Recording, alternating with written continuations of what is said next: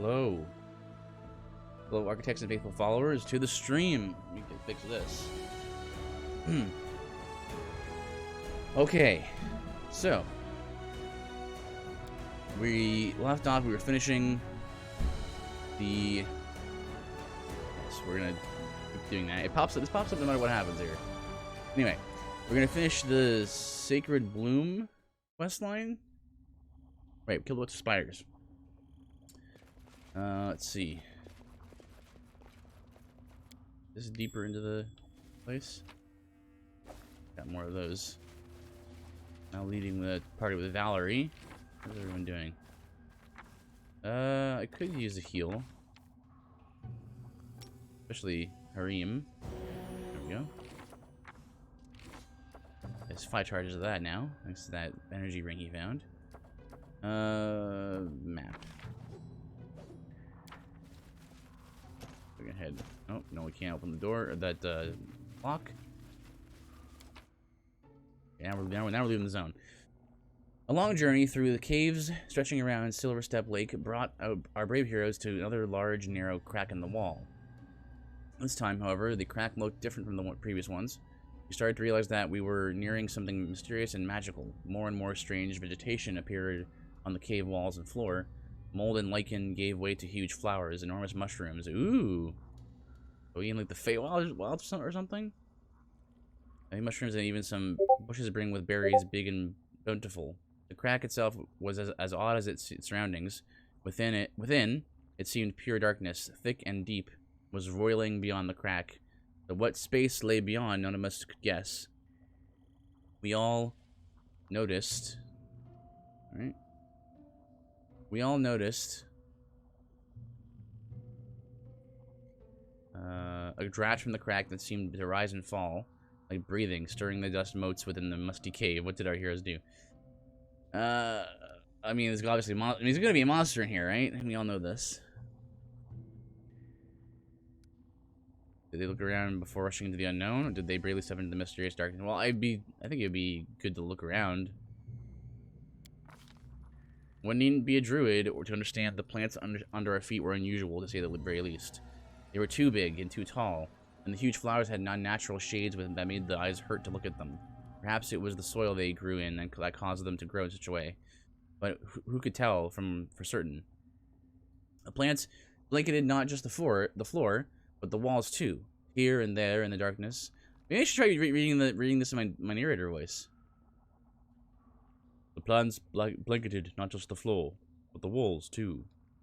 Here and there in the darkness, we could see gleaming islands of luminescent lichen. If that wasn't intriguing enough, stalks grew from the lichen, and on the ends hung big, multifaceted fruits. Maybe the seeds of these strange plants had found their way here, blown by the wind from the narrow fissure.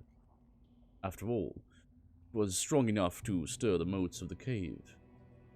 Even part a hair or two on our fellows' heads. As if on cue, we caught a faint smell of pollen from the other side of the crack.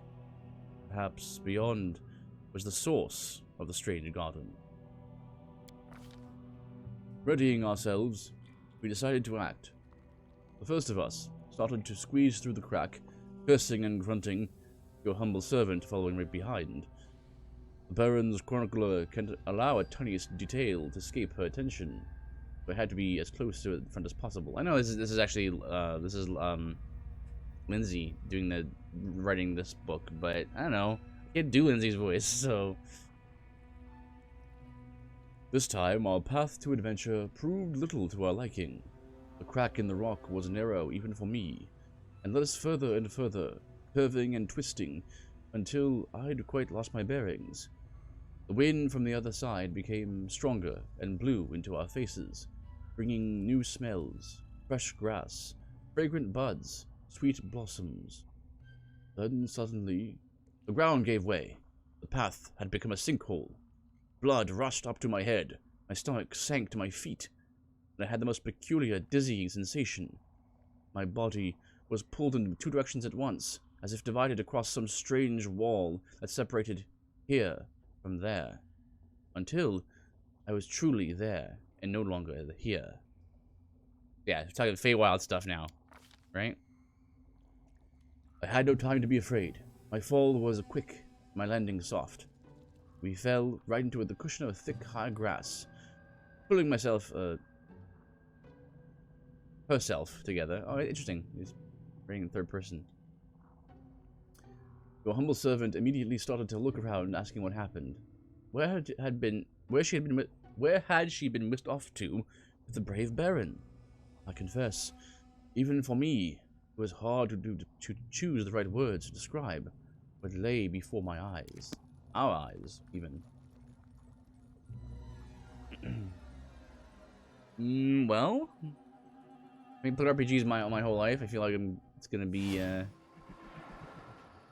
okay. We got a Doom Spider, according to the check here.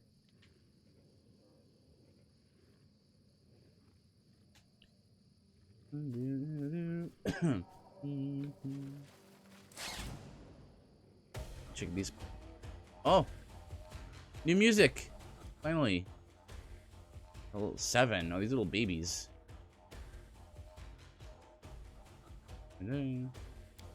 Yeah, this is fine.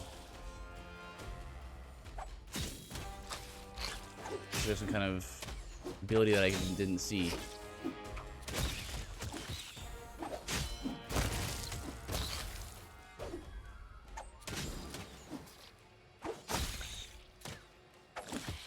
Whack! There you go.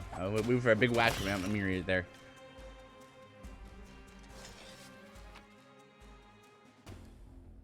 Giant spider legs. Those are worth a lot for how light they are.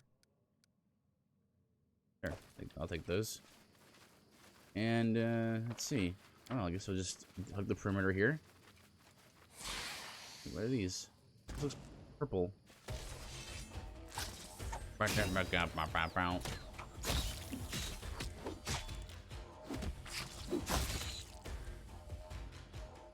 Nodok is here just hanging out now. I guess, right? Well, no, he's still... no, because he still wants to figure out Lamashtu and stuff. Oh. Mysterious bird. Well, this looks like a key item to me. Get that. What's this fog? What? Oh. Okay. Alright, there she goes, killer.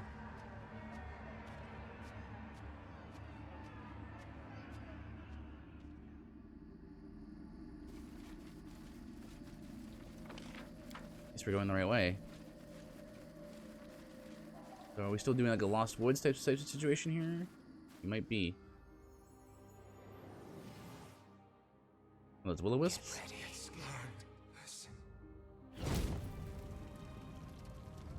Listen to me, trespasser. You sought a kingdom. I seek something simpler. Apology. Get ready. What? As you sought to steal a kingdom for yourself, so must you do again. 1,000 times over. For a theft, a true theft, must be practiced to be earned. It will be a lengthy task. This is how it shall be measured. Very casual sounding. Make ruins of kingdoms. When each is dust, the grains shall gather in this vessel. When 1,000 grains are gathered, bring it before us as an offering, so that an eldest may sit from it. When that is done, your trespass shall be forgiven. Where will I find so many nations? It is... An impossible task? How?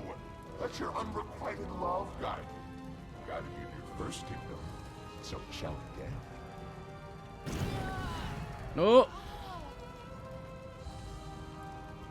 Seek it, hunt for it, lust for it.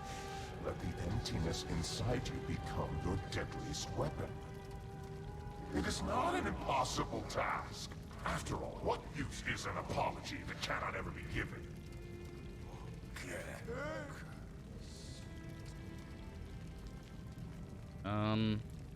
Hello. Oh. Gone. What was that? Goods. Nothing here. There's goods there, but there's nothing actually there. What's that bomb-looking guy? Sentient bomb. Yeah, Final Fantasy series. Wait. This is looping. As you do. Oh, there's a person here. Old gnome. The gnome looks worn.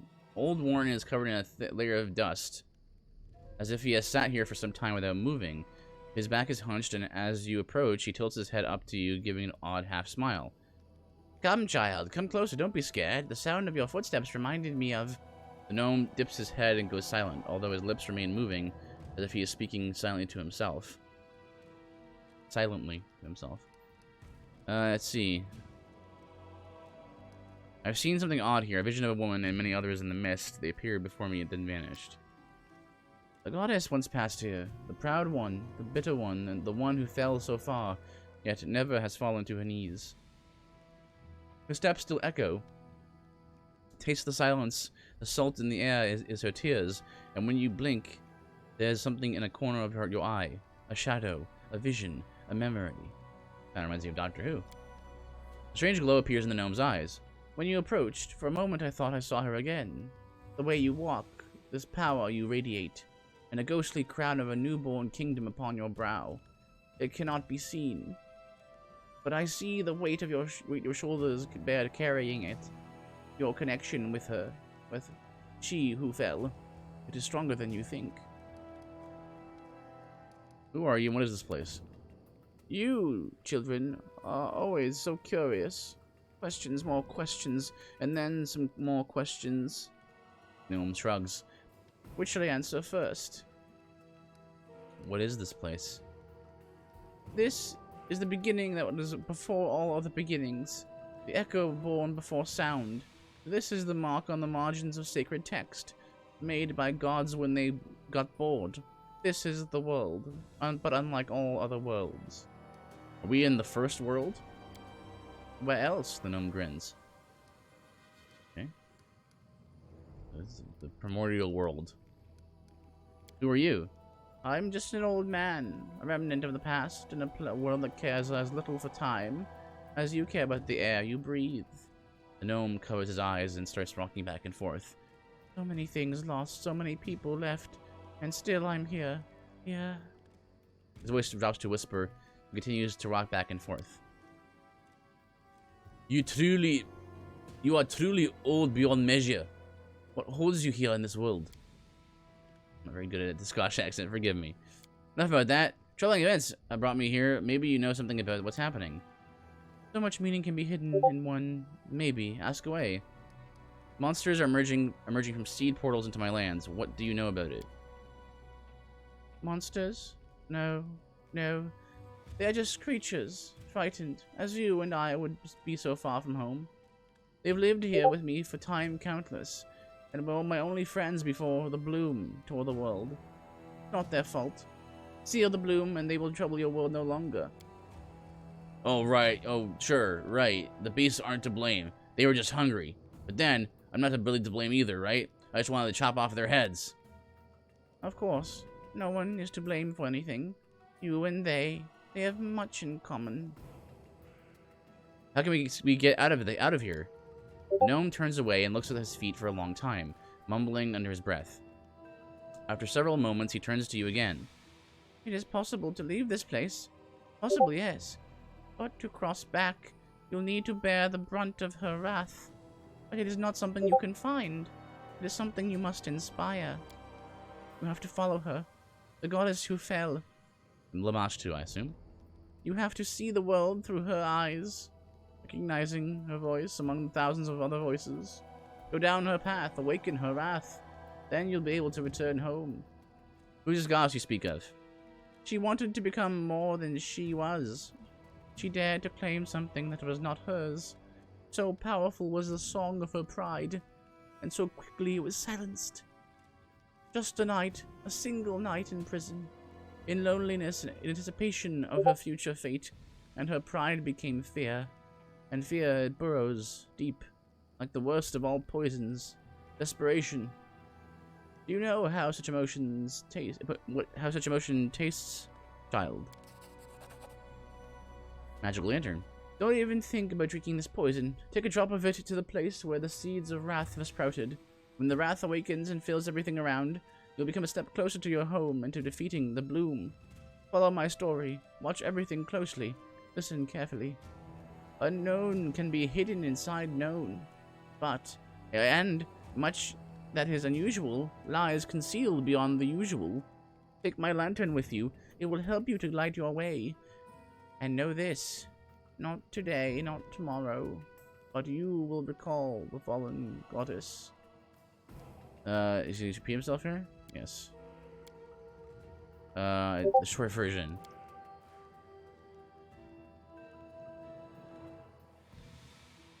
The one that sings dies of desperation in the night. The one that is dead poisons the clear waters. The poison.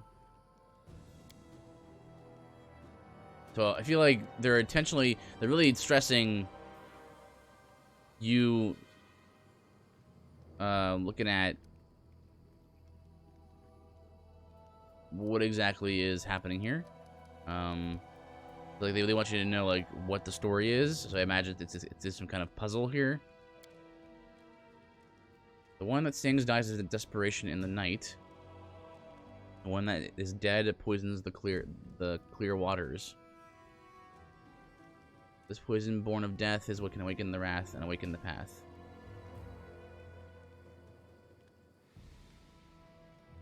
Okay, so here's what that tells me. I think here's my first clue or assumption. This means that if I'm going to find the way through here, I need to take either a bard or a person who is undead, so like Jathal. Like, so you either take Jathal or like Lindsay on this quest.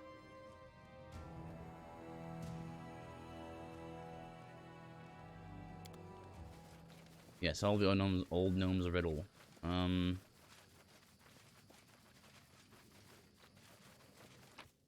Nothing in here. Well, I guess we should rest. We could rest and... oh. Well, that's nice. Totally undisturbed, rest there.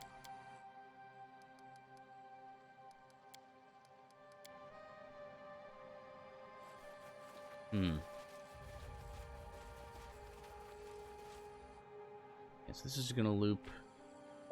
Wait. Did it loop? May have. Yeah. Oh, wait. But he's gone now. See what my journal says.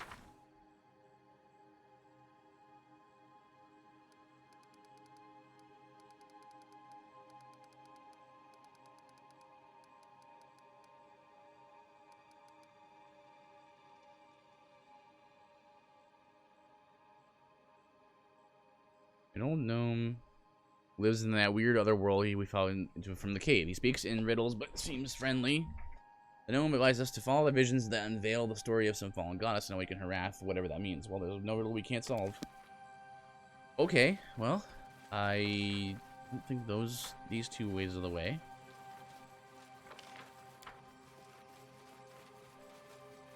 What if we head around this way?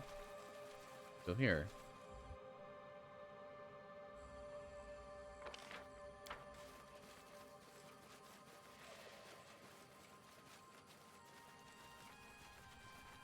Already been here.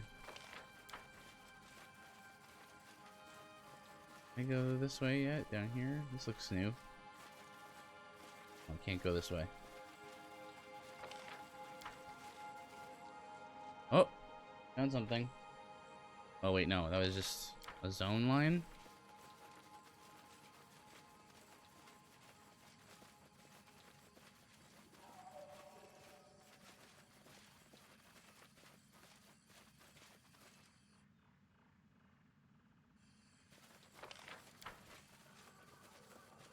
Okay, so there's definitely changes of space that are happening. I thought it was just he was just gone. What if I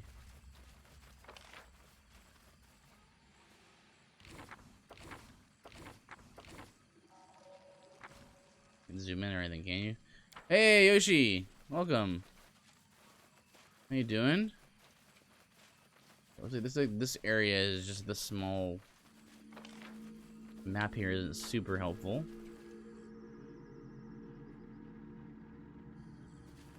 Okay, so that put me back into here. Like, does moving right here just make you go in a loop? Say what? Say what? Say what?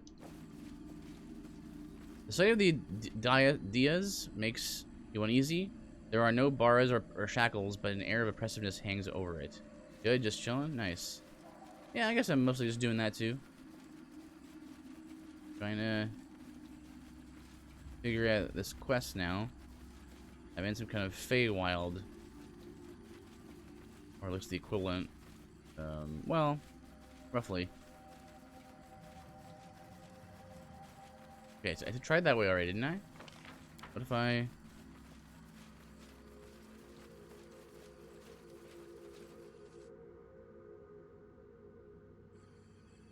I'm busy back here. Eat a cheesecake. Entire cheesecake? That's the good stuff, man. Looking forward to eating some cheesecake at some point. Probably within in a month or so. Not gonna chat and stuff. Heard a lot of the GMA guys are doing Halo in about half an hour. So there's that. A slice.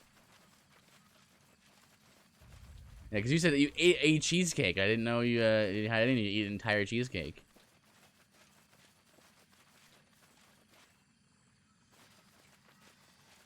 Yeah. Okay. Okay. Let me. I need to like isolate to like figure out how this works. Like, so it seems I don't have to get the game pass or the game. Aw, too bad. Yeah, I'm not much for Halo myself, as I mentioned, but okay. So, no, old gnome is here. The one that sings dies of desperation in the night. The one that is dead poisons the clear waters. This poison, born of death, is what can awaken the wrath and awaken the path. The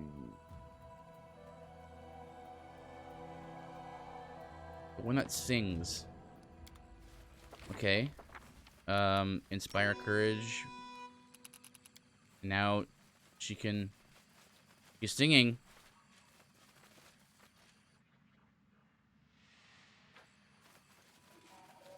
Oh, no.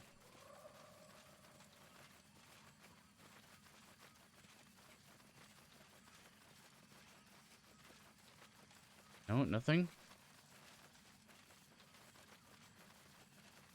According to my buffs, my buff bar, it's still being it's ticking down. Rounds are passing.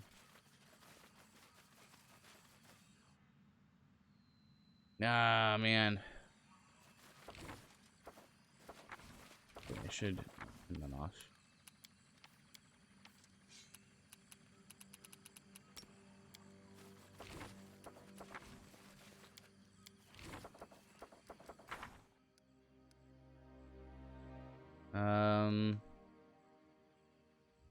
No advises to follow the visions that unveil the story of some hidden fallen gods and that weakens her wrath, whatever that means. Does anyone have any ideas? I'm just gonna probably Google it here. Because I've been stuck here for a bit. Not that long, honestly, but I don't want to get stuck right now. I want to keep going.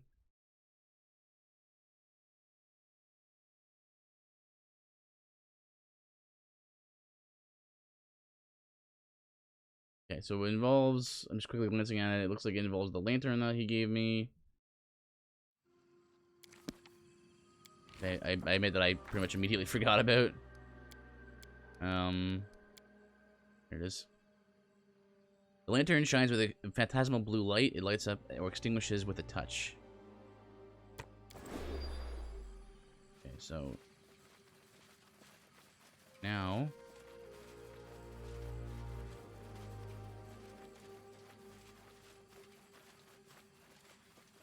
So the clouds do not change color. It looks like.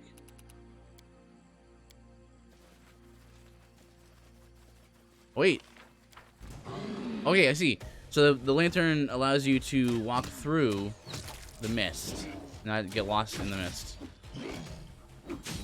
Extra stream? No, my usual stream time. Now that I'm back. Welcome, Kiwi. See ya. Okay, yeah. Now we got it. Just messing with you. Well, appreciate it. Thank you, Kiwi. RB is my heart still being on my chest, or have they taken from that from me too? Cursed, alone in silence. What am I to do? Okay. Oh, what's this? The pond is deep and the water cold. Although the surface is still, you can hear faint whispers as if someone beneath the water is murmuring sadly to themselves. What a beautiful, calm place. Can we stay here for a while longer? That's not Scottish. Tomorrow's gonna suck. Really? Why is that? Sorry to hear that's gonna suck. Gaze into the water. As you stare into the water for a time, you see something odd. You move tomorrow? Oh, it's I know a lot. I know all about that. Ton of moving that I need to do as well. Start of a 3 to 4 day trip, like back and forth, or like across. Right. Oh, right. That's right. Kiwi, you were mentioning. I think it was you who were mentioning like the Friendsgiving, and then. Yeah. As you stare into the water for a time, you see something odd. A reflection of a beautiful woman comes into focus, sitting on the bank weeping. But as soon as you blink, the image is gone. This place is overflowing with the events of the past, Lindsay whispers. 2K miles, 10 hours a day, and you're just gonna drive there, eh? From the sounds of it. If only I knew its history. If only. Sip the water. Should I drink it? Sure. The water tastes bitter with a trace of salt. As the salt touches the tongue, you feel a sharp pain in your heart, as if suddenly stabbed. Not with a blade, but with a painful memory of something lost. Yeah. A stone across the water. Stone skips in the water, leaving circles on its surface, then finally disappears with the last short splash. The pond falls silent and nothing stirs. Okay. So it seems everything's fairly normal there. Oh! What happened? What popped up? Quick spider swarm. There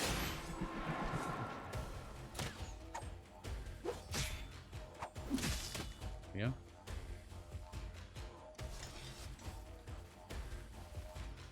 Okay, disarm that. Sorry about that. Yeah, I realized that I was not muted.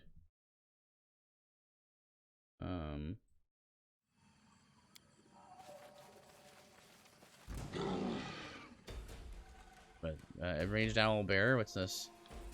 Oh, Wemmer owl bear.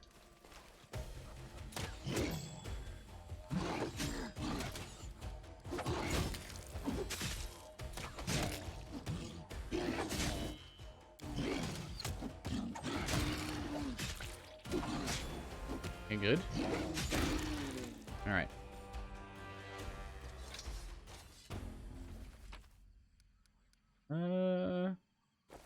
You don't need anything from them. Oh, level up. Level 9. We get probably lore nature and then perception, because being a rogue, having a perception is good. And oh, actually, we have so many points with this the rogue. I guess yeah, it makes sense because rogues generally have more skill points to allocate. What's this? Piranha Strike. You're making an attack roll with offhand.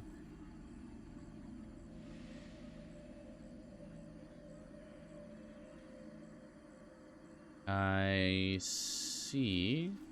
So you can, yeah, so this is basically Piranha Strike, basically a minor version of weapon mastery. So you can choose to take a penalty on your accuracy to gain an attack bonus.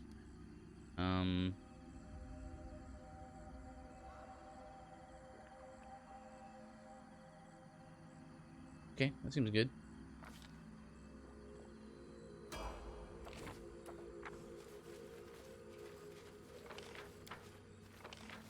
Now we can freely move between here.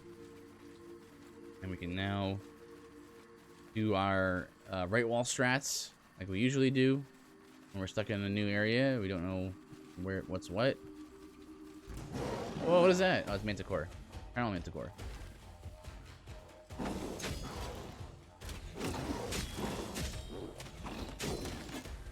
Oh, that's right. We have a fire knife for a dagger. For knock knock. You can give knock knock. He's getting knocked around.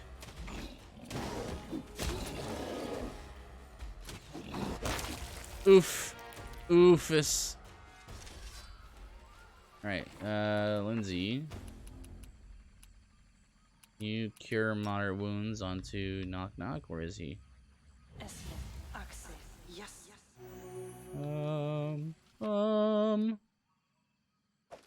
Grapes? Yeah, they had grapes on them?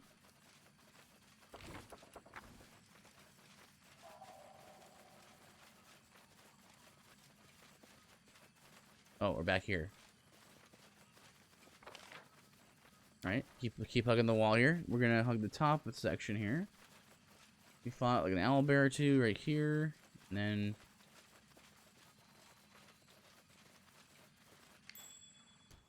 we didn't go this way yet.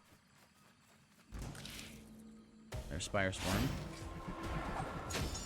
Luckily, unlike the beginning of the game where we had no way of dealing with the Spire Swarm, we could just kill them like no problem. Click. I'm assuming this trap is some kind of spore trap.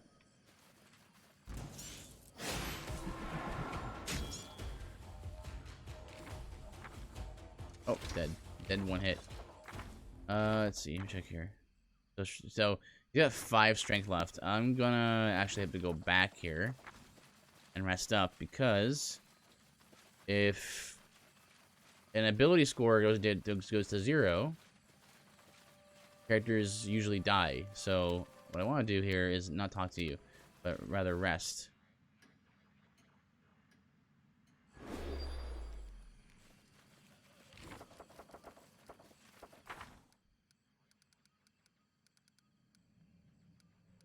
I think we advanced. A quest line advanced or something. There you go.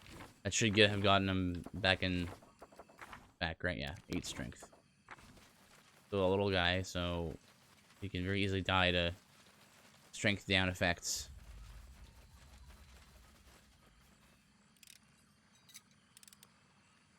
Good. Another one. Excellent. Perfect.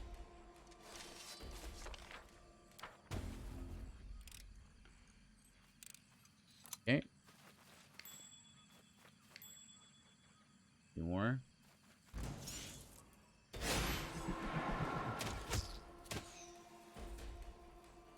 Swing quickly. What are these? Now, I'm gonna check something. I see some buffs here. Bewildering Injury and Frost Strike. Level 4, whenever a rogue deals significant damage, you can attack. Okay, so that's just gonna be there then, looks like.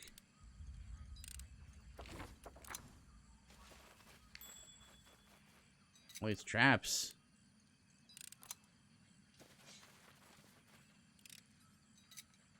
This has gotta be the way forward right here, right?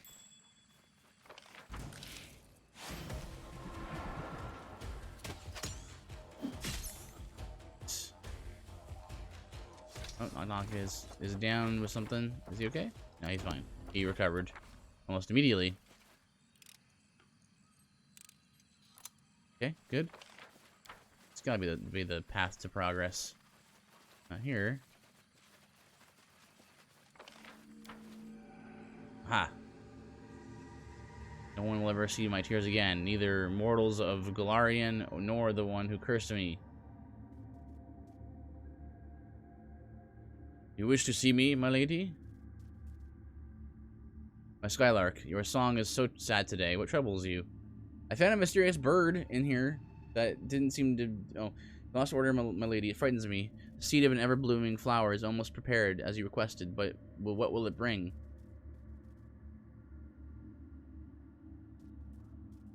I can't skip the dialogue here. It's the goes when it goes. The flower contains immense power, and power from which immense evil can be born. Monsters erupting on Galarian by the hundreds. In a crowded street, a busy tavern near a baby's crib.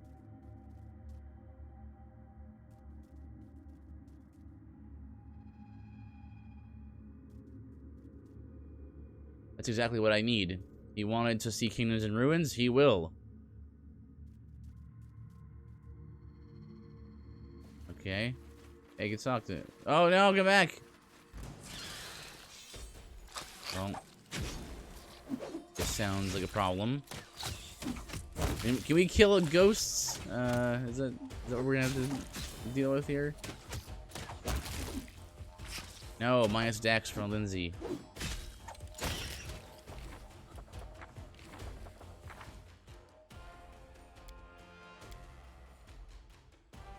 Oh, she has a pretty good Dex though, so you can see she's all right.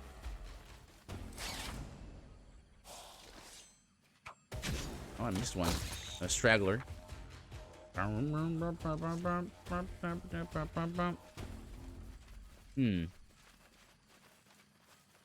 Nothing.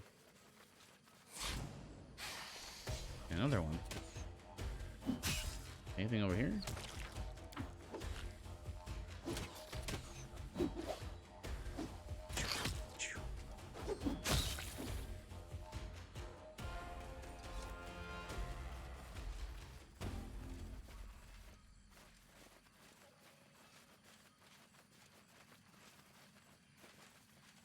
Is this anything? No. No. Well, surely the path continues this way, right? Maybe? Maybe not?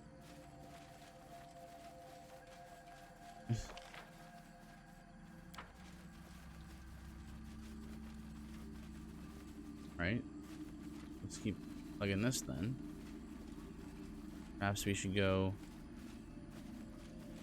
back down this way. Oh. Owlbear egg.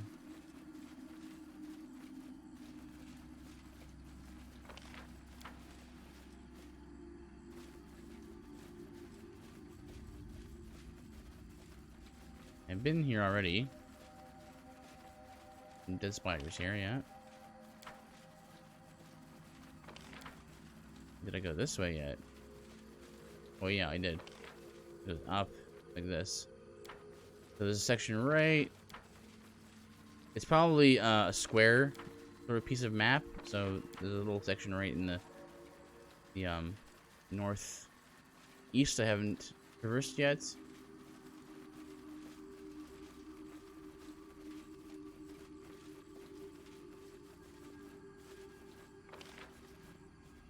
Seem to be a way kind of butting up against the walls here. Make sure I did a whole loop there. Went to the pond, which is in the middle.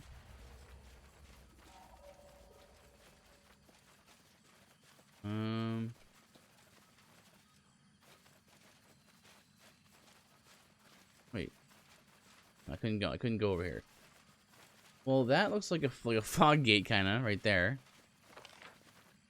Can I get to that from here?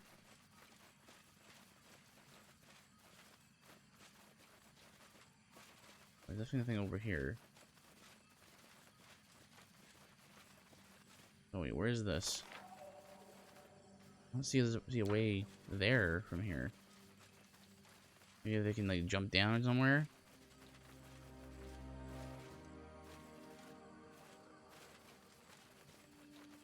Ugh, the terrain here is so rocky, you can't keep getting stuck on the stuff.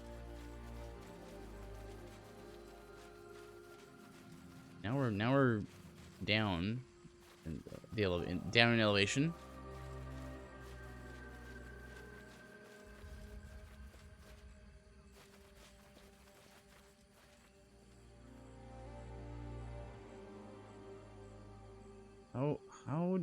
What?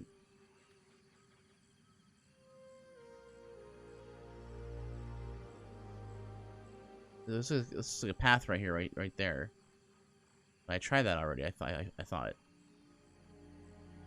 it's a path like obscured by bushes and stuff to this like fog gate looking thing.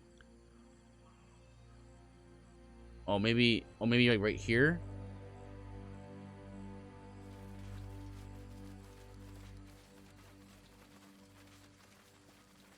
Um.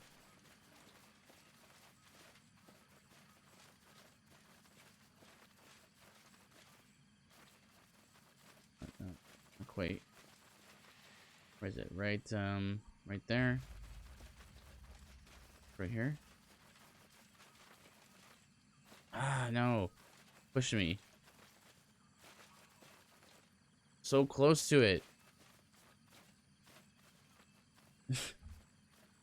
All right. What?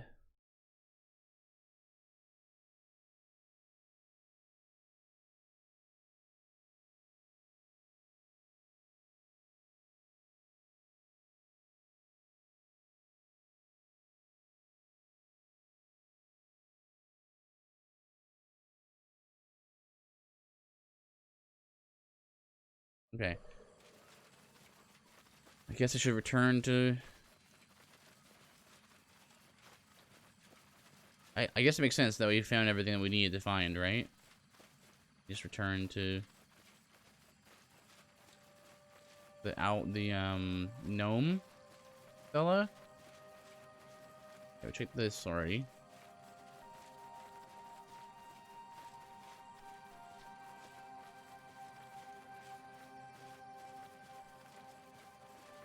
But I also want to check here.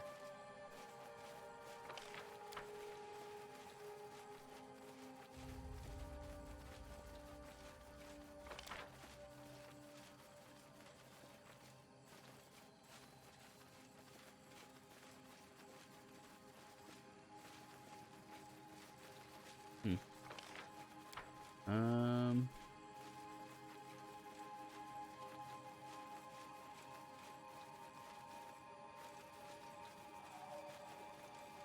All right. Who says?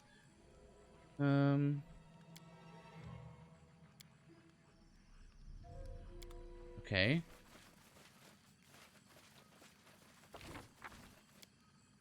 What is this?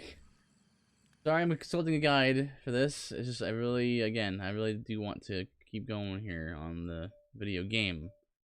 And you got fuzz?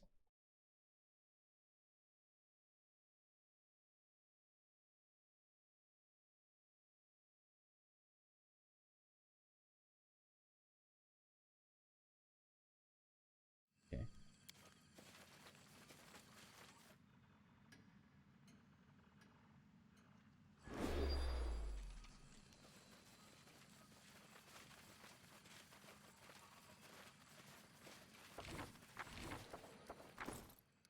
I had a bird. Okay, where's the bird?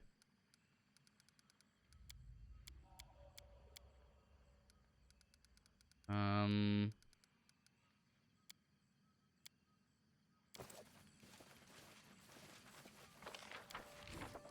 don't have much time left to finish this. 11 days.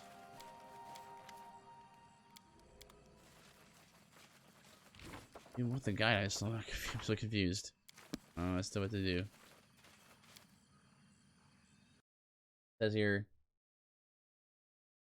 Return to the old gnome using the lantern and going through the mist slightly northwest. Yeah. Rest to find the bird.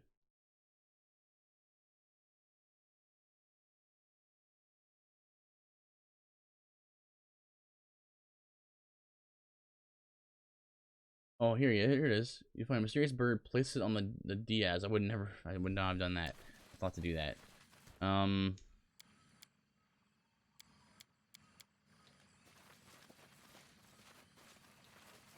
don't even know how to place items in this game.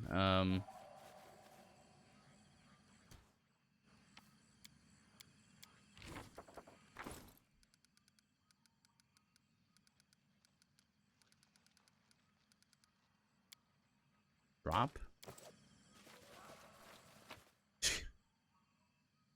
And he's in a bag. How do I get him to? Oh, I see goods. That's why. Okay, I see. That's why this is here. We found this thing. You know, we found this inventory with nothing in it. You're supposed to place the bird in here.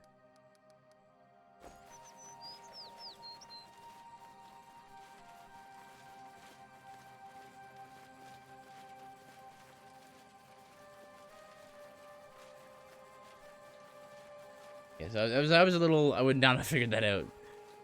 Without taking a long time to do that.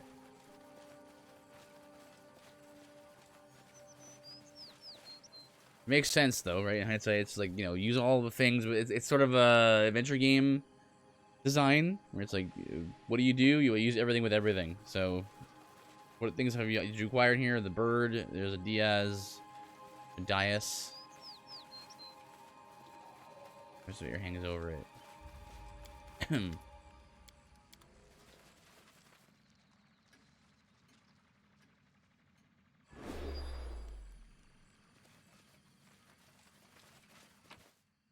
Oh. Bones. All that's left of a beautiful bird and her songs. I'll take those.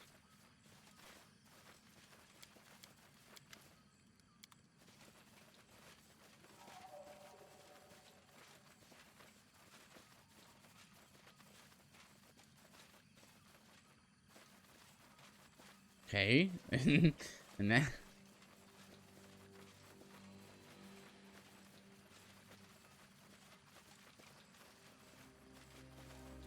And I can't be resting too much because I'm gonna lose the right time. Now what?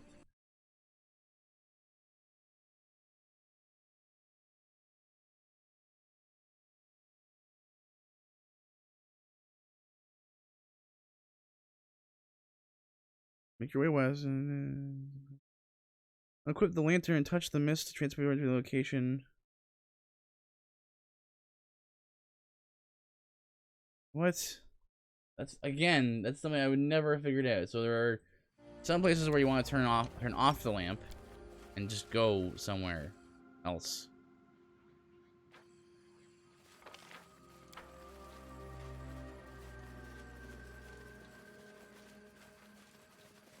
What?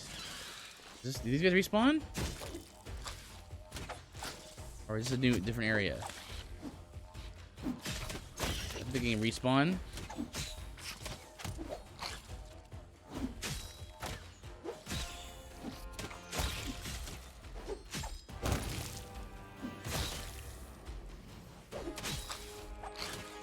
Oh, more spires are spawning. Okay, so you know what? In that case, we probably need to go up here and intentionally go through this mist right here. I was kind of wondering. I mean, I thought it was kind of weird how there's a mist up there, but there's no other path beyond that.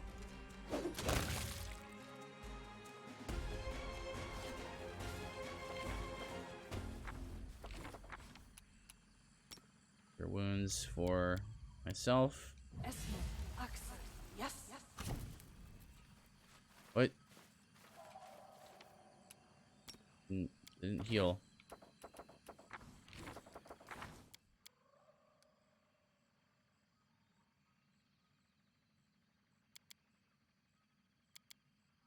I've been able to work. I don't think it stops you from being able to heal, to be healed. What's heroism?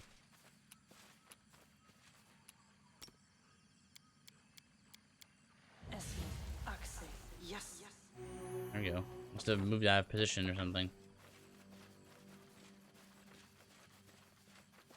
Okay, so with the lantern off, we can go over here.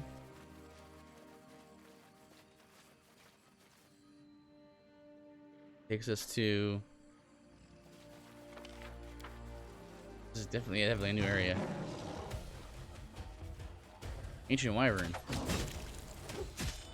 Oh, he's pretty tough.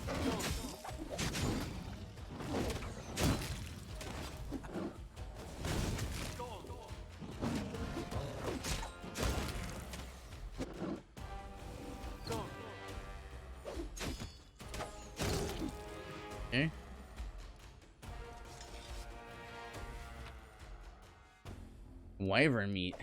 Accept that. Ever-blooming flower. The petals of this huge flower are glowing with a soft light, and the scent carries a hint of spice which you find strangely relaxing. Despite this, however, you can't help but notice the sprouts and spikes of the plant look fanged, almost predatory. Use detect magic. Shining magical aura surrounds the ever-blooming flower. It seems so familiar, exactly like the magic emanating from the bodies of the bloom victims. Excellent. But stronger, much stronger. There's no doubt you've found the source of the disaster. Destroy the flower. Whatever enchantment the flower possesses, you are still able to hack it down easily, and the glow fades. Yeah!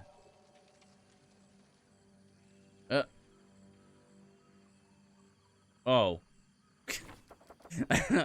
I see. 10 days left. I suppose we should go through here? Where does this put us? Back out here. Okay, so that was a change, a world state change. You know, now we know we can't destroy it like that. So I wonder if we go. What's that? I wonder if we go back to the other places of the map, if something will have changed. Sort of the. Turn it on. Dude.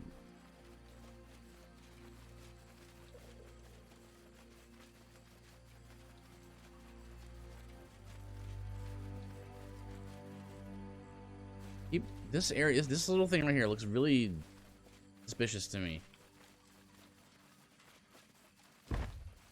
Oof.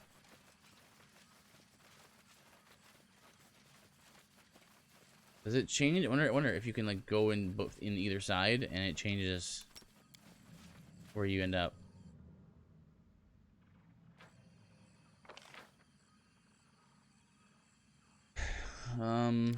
Okay, doesn't really seem like it.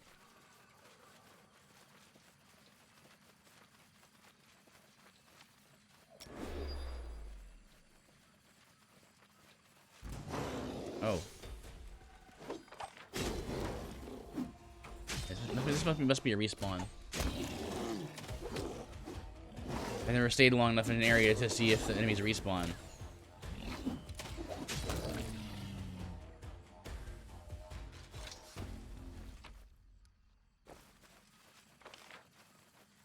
What else am I missing here?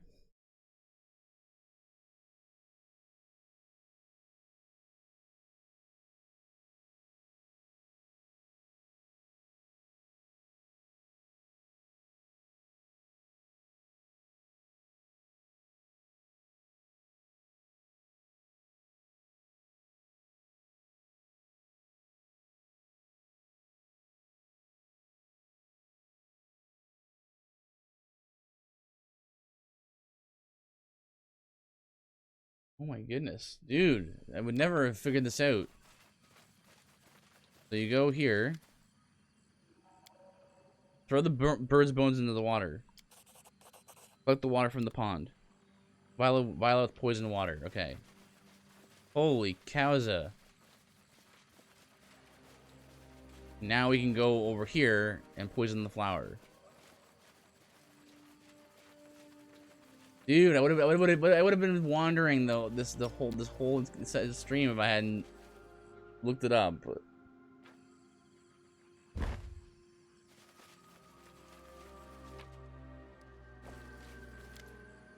drop the poison from the flake on the petals. As soon as the poison falls on the petals blaze with a bright crimson light. The air around the flower trembles either in heat or supernatural wrath.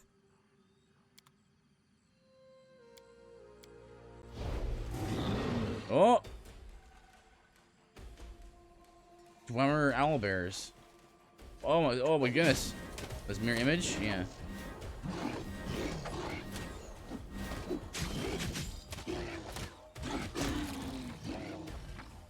Hold on there. Cure wounds.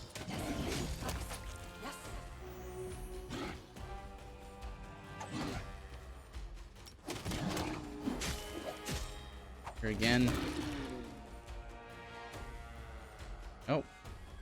Cutscene? A familiar silhouette emerges from the mist. It is the gnome from before, walking slowly toward you. He stops before the flower and stares at it for several moments. Well done, child, but your work here isn't finished yet. Yeah, we have all of the choices here. All 9 options. Before you go your way, a question. You've seen the story of the trespasser. You've seen her fall. Love and pride brought her to this. You follow the same path. You also crave the crown. Why? My duty is to make the world a better place. To prevent the suffering of others if I can. Adventure. That's what I've always desired. The stolen lands need order at any cost. Lawful neutral. Neutral it was just circumstances. Chaotic neutral. Oh, I was just passing by and noticed a line of candidates for the position of Baron. I think these ones are probably not going to pick. What do you have here? The world needs to be governed by my rule and no other. A thirst for power. Lives, destinies. They're all toys for me to play with. Do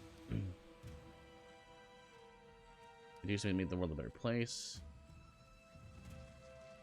Let's go with the first one.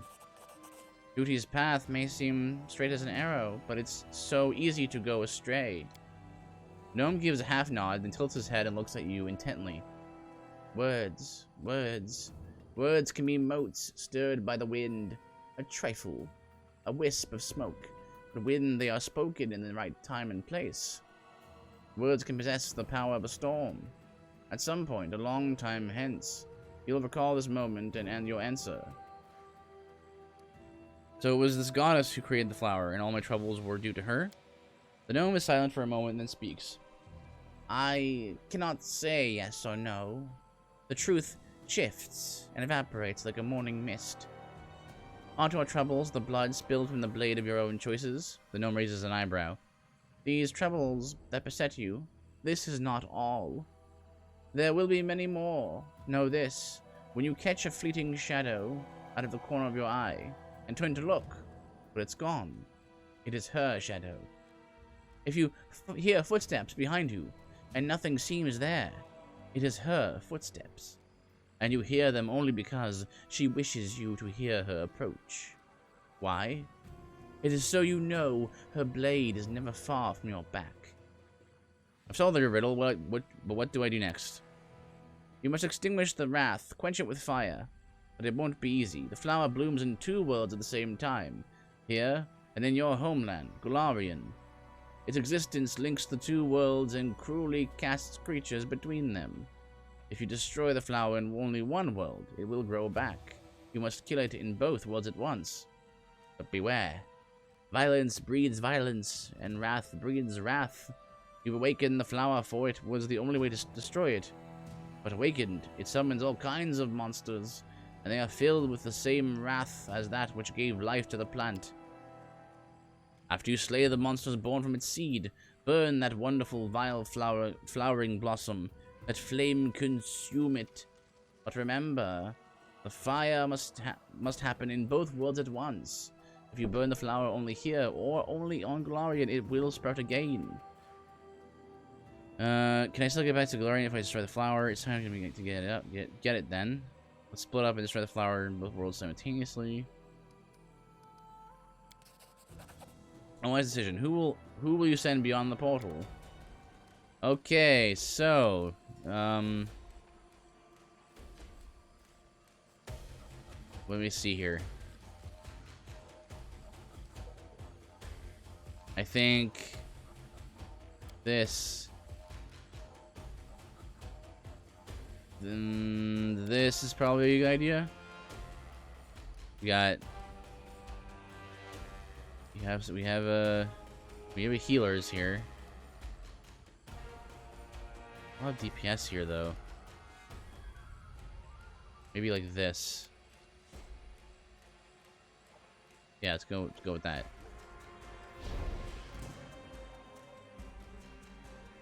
Okay.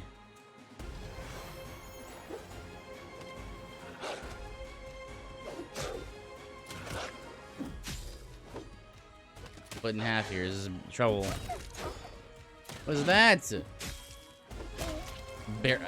Old bear like Trent.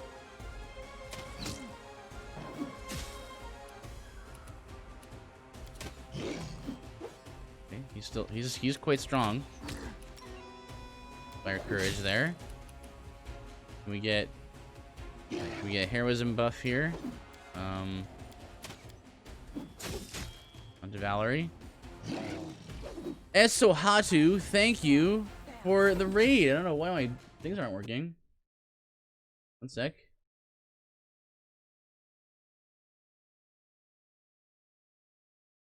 Thank you for the raid with 7. Esuhatu. Thank you for the follow from a couple days ago.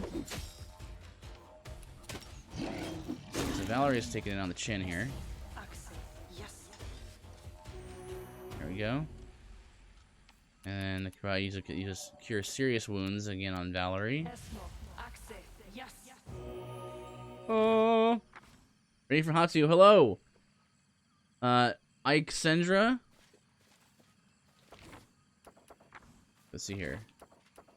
We can do this now, right? So burn this flower. Interact.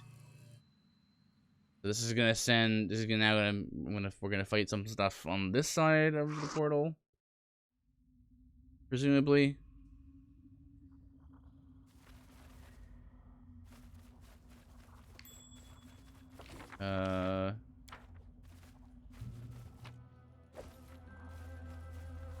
Now let me hang on a second, let me see here. Before we start this fight, I want to get my potions here. Oops, pushing all the wrong buttons. Sorry, type. And I've got potions here, potions of cure light wounds.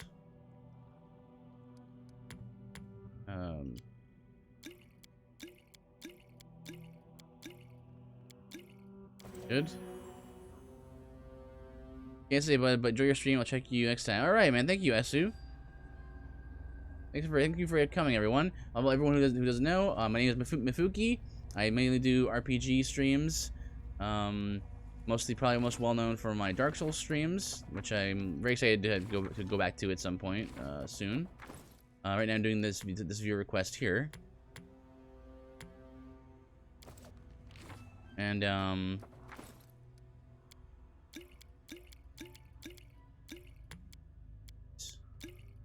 there we go.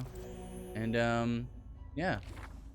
On Saturdays I do study streams. Saturdays at 8 around 8 to midnight, where I just kind of like do current event stuff and study about history, science, everything that kind of piques our interest from a Christian kind of worldview. And yeah. Dagroth, thank you for coming. Get Dagroth for the raid. It's locked. All right. And giant fly trap. Let me open with a molten orb here, and then we'll do the fight. Right here. Perfect. Okay. What's that? Oh. Oh, okay. I thought was gonna be happening here.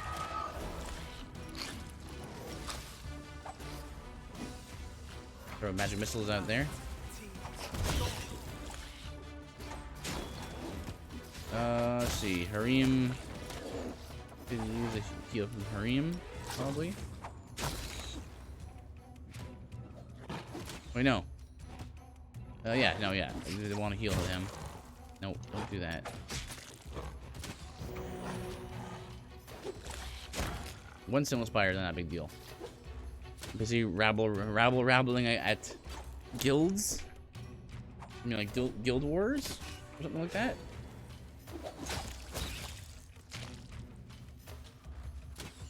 Okay, I think we're good. Oh, hey! Anarchy ideas. Hello! Father Ironheart, why aren't my things working? My alerts. Thank you, Father Ironheart, for the raid. I didn't know you were even streaming. I thought, hey, Regenerated, I thought you guys were getting ready to do your Halo thing. God bless you guys. Cloud's mysterious glow fades, allowing you to take a closer look at the strange thing. Once a thing of beauty and elegance, now that dried flower barely clings to the wilted stalk. We are. It starts right now, but I'm a lurk here. Thank you for the lurk. Good luck, guys. Are you guys streaming it at all, or is it just something that you're doing yourselves in private? All the moisture abandoned, not private, but like offline. All the moisture abandoned the plant along with its magic glow. Petals. Rex est Christus. Thank you for the follow. I appreciate it. God bless. I may stream once I get started, but right now is bedtime for kiddos. All right, nice. Well, maybe if I'm streaming when I'll raid you then if I'm streaming when I'm done here for the night. Well, see, my PC hasn't been enjoying streaming much. But I'm happy to hear that you're thinking about streaming more again. You know, we'll see, right? All the moisture abandoned the plant along with its magical glow. The petals have become gray and sagging like the wings of a wounded bird. It looks like only the root, which clings desperately to the cave floor, still maintains some life. Don't delay us and perform your duty, Baron. Burn the spawn of another world down to protect your people. It is time. Finish what you started. Send this flower to oblivion. This is the hour of your heroic deed, the one that will be sung across the ages. Do it, and I'll make sure everyone knows it. So, this is where those only things came from. Well, what are you waiting for? Take a part of the flower's root, take a dry petal, examine the flower, burn it. A single spark is enough for the flower to catch fire. As if in pain, the plant writhes, desperately trying to avoid the flames engulfing it. Moments later, it collapses and disintegrates into ash. The flower is extinguished, it will never grow again, and all that remains is a twisted, blackened root. Hooray! Finally! This quest has been nagging at us for forever. And now, we are no longer on a deadline, this is as far as I know.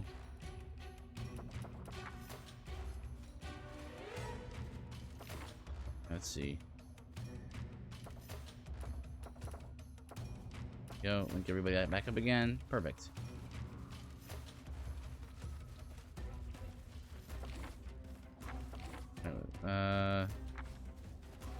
Mostly no. Okay, well, we'll see what that means.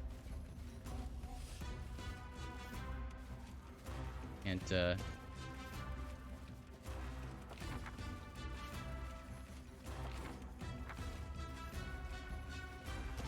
can't open this door or this chest. That's fine. Masterwork stuff. Here's a potion. In fact, 100% no, the game is just one series of deadlines. Oh, okay.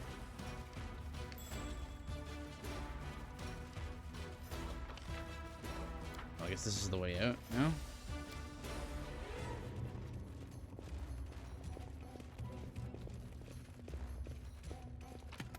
But yeah, most of the games I play, a number of... Oh, it's in that bug again where I have to control with the... by pointing at things. Question isn't, is there a deadline? The question is, what will you do with your time? I see. Okay, this is the way out here. Did I look at these guys already? Yeah, I did. Care for what they had. We did kind of a loop there. Now, go our journal here. So let's see, defend. We managed to say so people about what the defense has been in the capital. Okay, so we still have to defend the capital.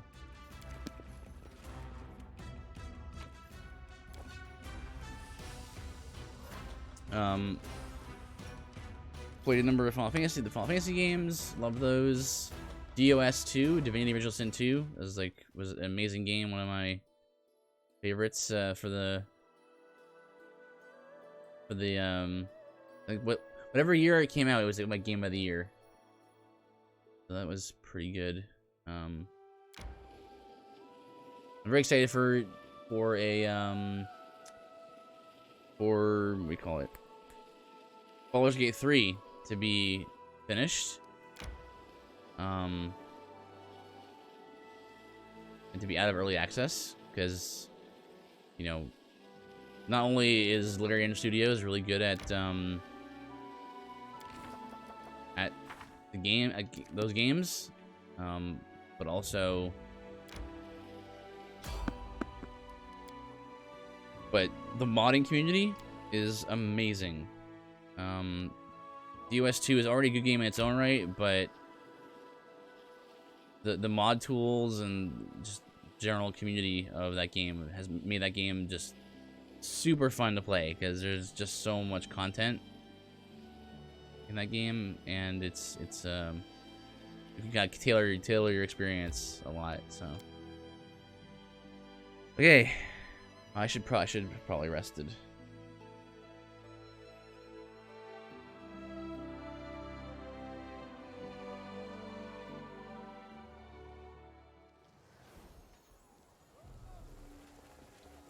How much time's left? 8 days. The streets of the capital are like the scenes of a nightmare. Monsters are chasing civilians. Panic and destruction reign. It's time to thin the ranks of owlbears, wyverns, and any other nasty things who think they can take the city from our baron. Got it. First, can we rest? Oh, I guess we cannot. Let's go.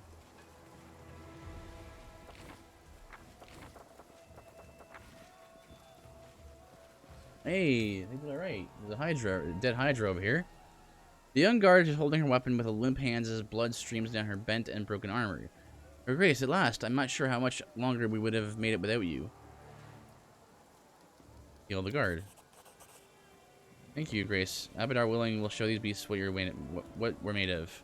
Is Keston here? Yes, I just saw him. He ran past with a group of reinforcements cruising uphill and down dale. I'm not sure where he was headed, though. Report. Despite the dire situation, we're holding on. There have been casualties, but we're evacuating as many civilians as we can to safe locations. You made it just in time, Your Grace. You can still save your people and your capital. Well, we know who's attacking us. The monsters, yeah. What are you doing here?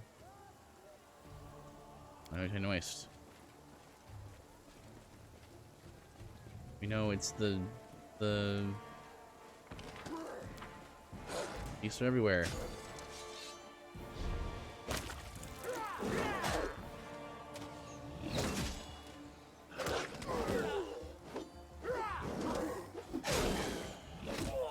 What do we... Okay, so... Yeah, we're fighting that wolf there. Hang in, gun there, guards. Hang in there, guards.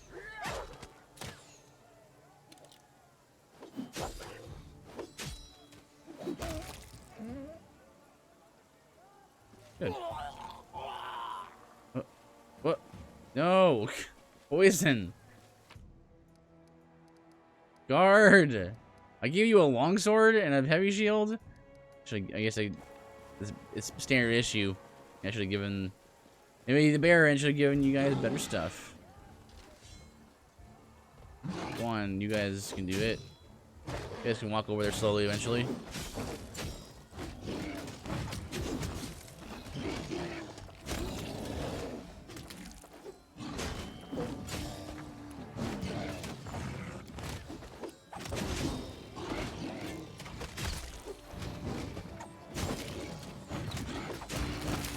There you go. There's a heal.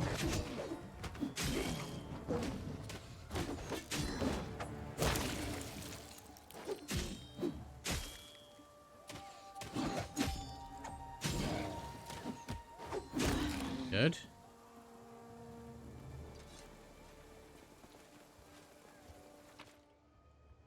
Good ingredient. Let's see. We were kind of running a little low on the heals here. Let's see. Valerie. 11.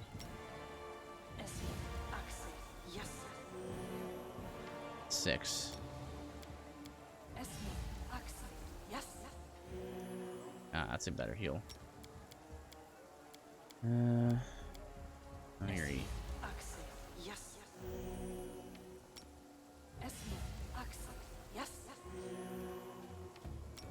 more. Actually, maybe as well just finish using these. I'll heal it Emery. Okay.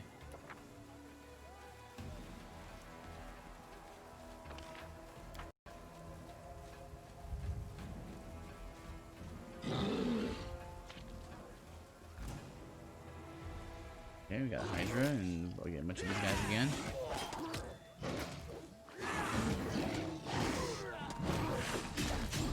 So we have some NPCs to help us, some of our allies.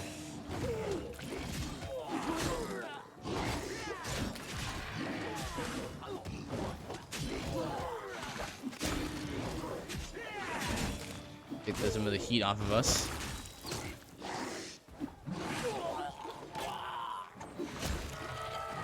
You'll be missed, guards. You fought well. Good. Good. One of these eyeballs. Quit exploding, you cowards!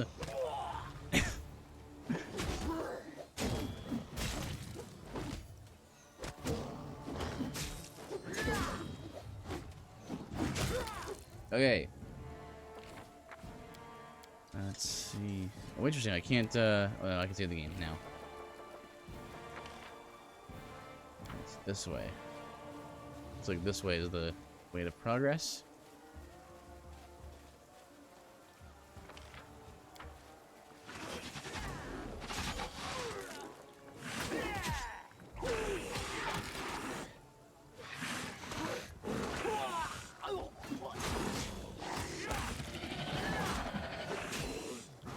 Come on, guys. All forward in there. Yeah. Perfect. Excellent.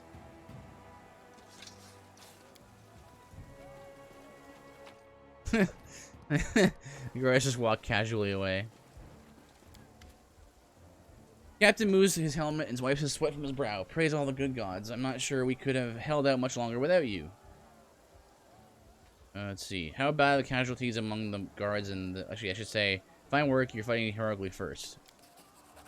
Thank you, Your Grace. How about the casualties among the guards and the civilians? Substantial, Your Grace. If you'd arrived much later, I have no doubt the capital would have been lost.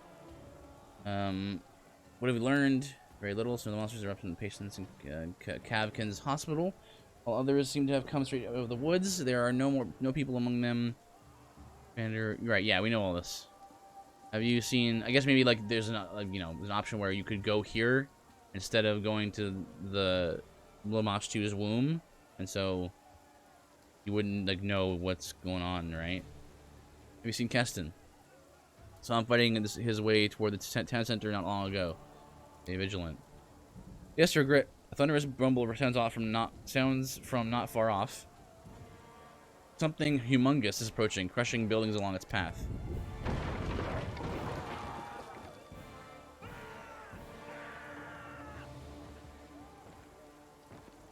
Oh my goodness. This game sure loves its owlbears, huh?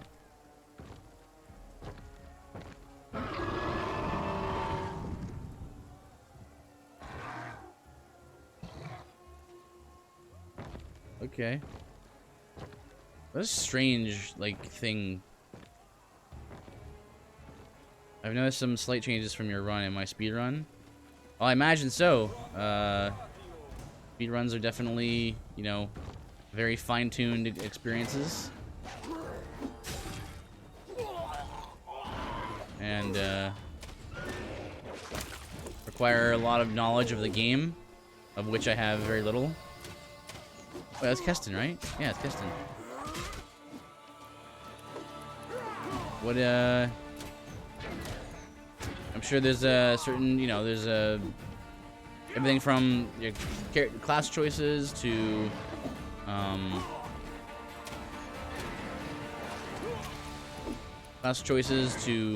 know, which part members you choose to take, to, you know, like that owlbear comes out much earlier. Oh.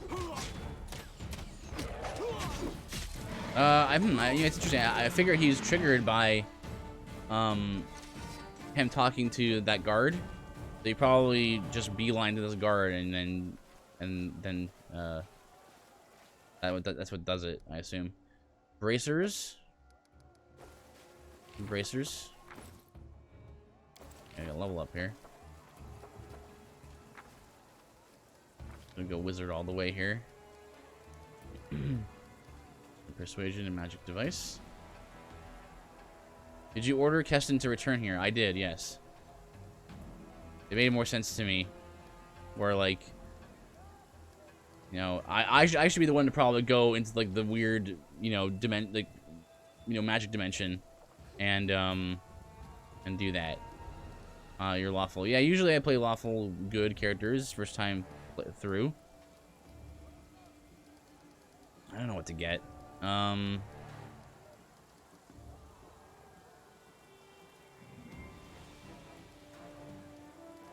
That explains it. I see. Nice, that's the only way to keep both Yod and Keston alive. Oh, really? Interesting. Oh, thank you, Gator, for the follow. Appreciate it. Oh, so many new followers. That's wonderful. Let's see. Honestly, don't know what to get. I guess I'll just take more meta magic things, but like I haven't been using my magic really. Unlawful characters can't save both beyond this point, which is silly given you can cast resurrection spells. It's very too Dagroth. It's one of those any RPG with a you know resurrection magic, right? You have to kind of be like, no, but you can't use a Phoenix down on Aerith, right? I guess I'll take reach spell. Ooh, angelic aspect. Zone of cold, constricting coils, dominate person, genie kind, AC prison. Okay, well, I'm kind of doing like a destruction magic type wizard right here. So, cloud kill. We don't want to kill any other creature. It die. Other creature with 4 is slain.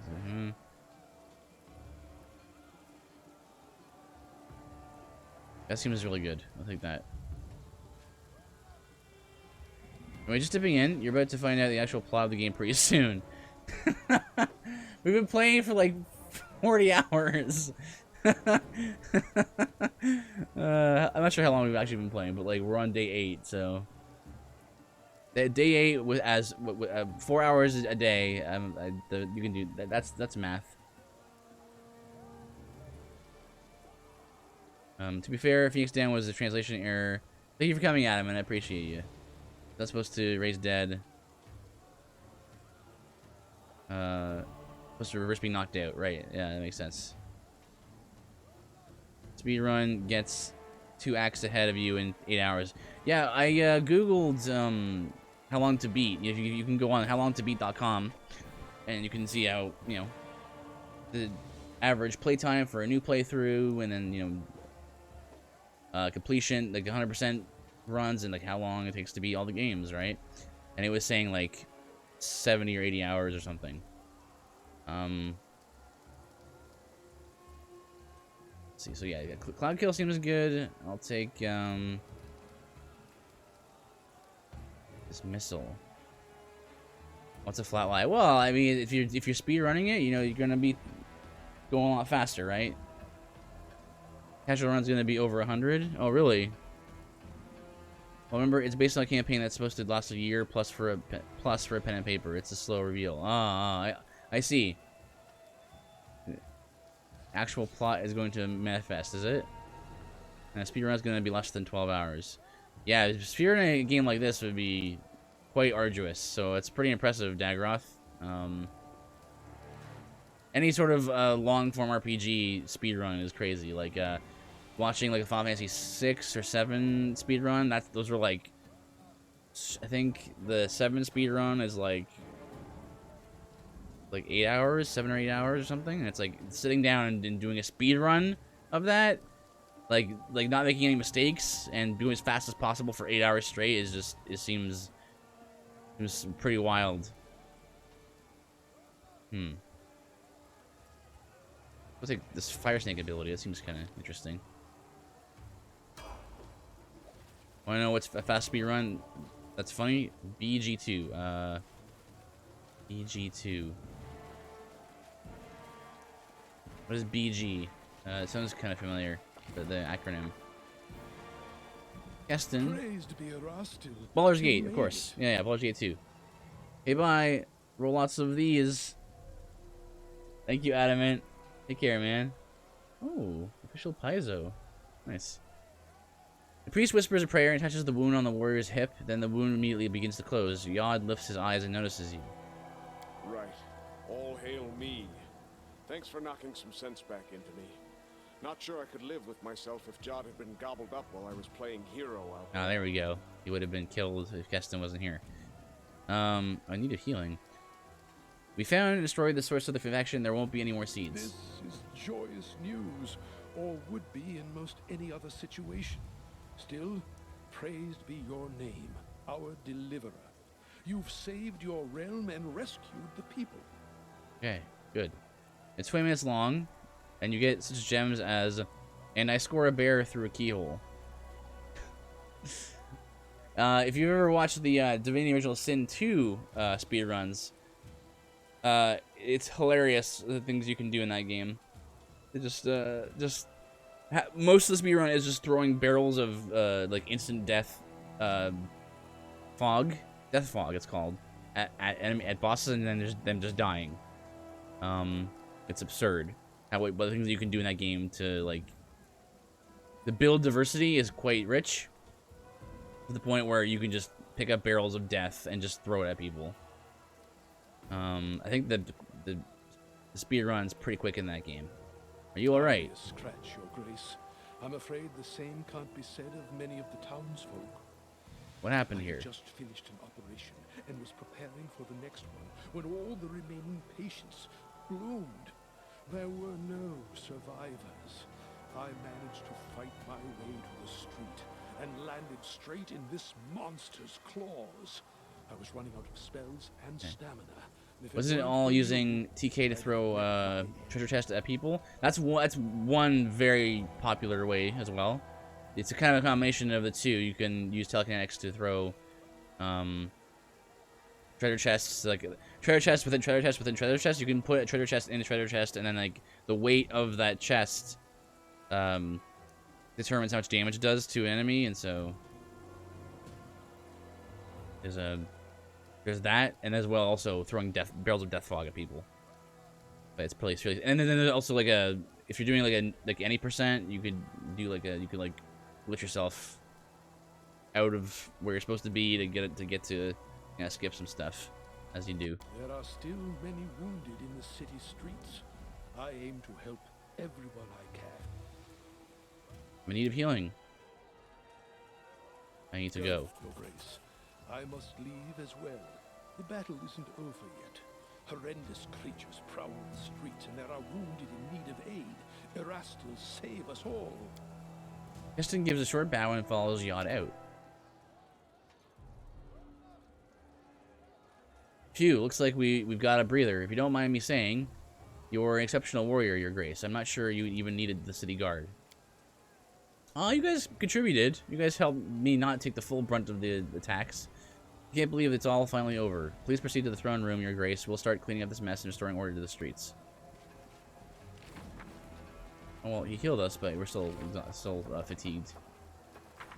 All right, so okay, we did that. Enter your throne room. We managed to avert the crisis, save the capital, hold council sense of the Barony's losses, and started working on healing the wounds. Cool. Excellent. To the throne room.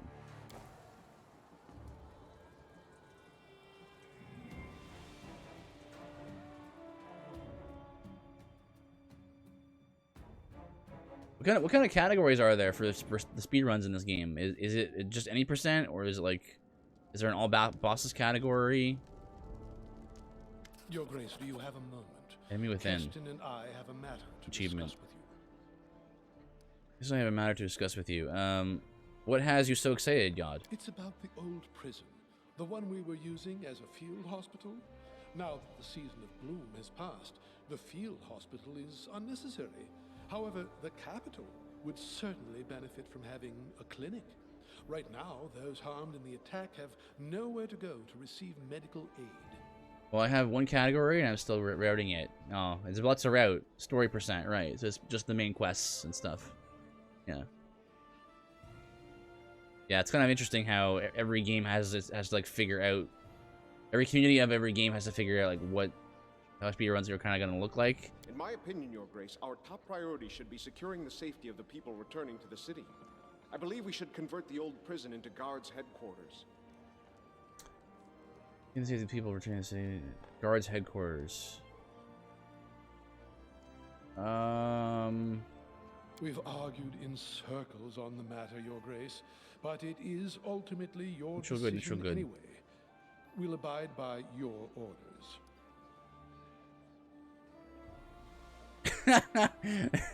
This last one. Let me place to chain you both if my patience runs out. Ugh. Let's turn it into a guard's headquarters. Agreed. I'll give the necessary orders. Okay, we're The season of bloom was over. there. It is. Its invasion of magical beasts stopped. Finally getting a break, it was time for us to restore the capital and count our losses. All right, we did it. And yeah, I'm just letting the game do this kingdom maintenance thing. I spent more time than I probably needed to trying to understand what this was about, and I couldn't really figure it out. But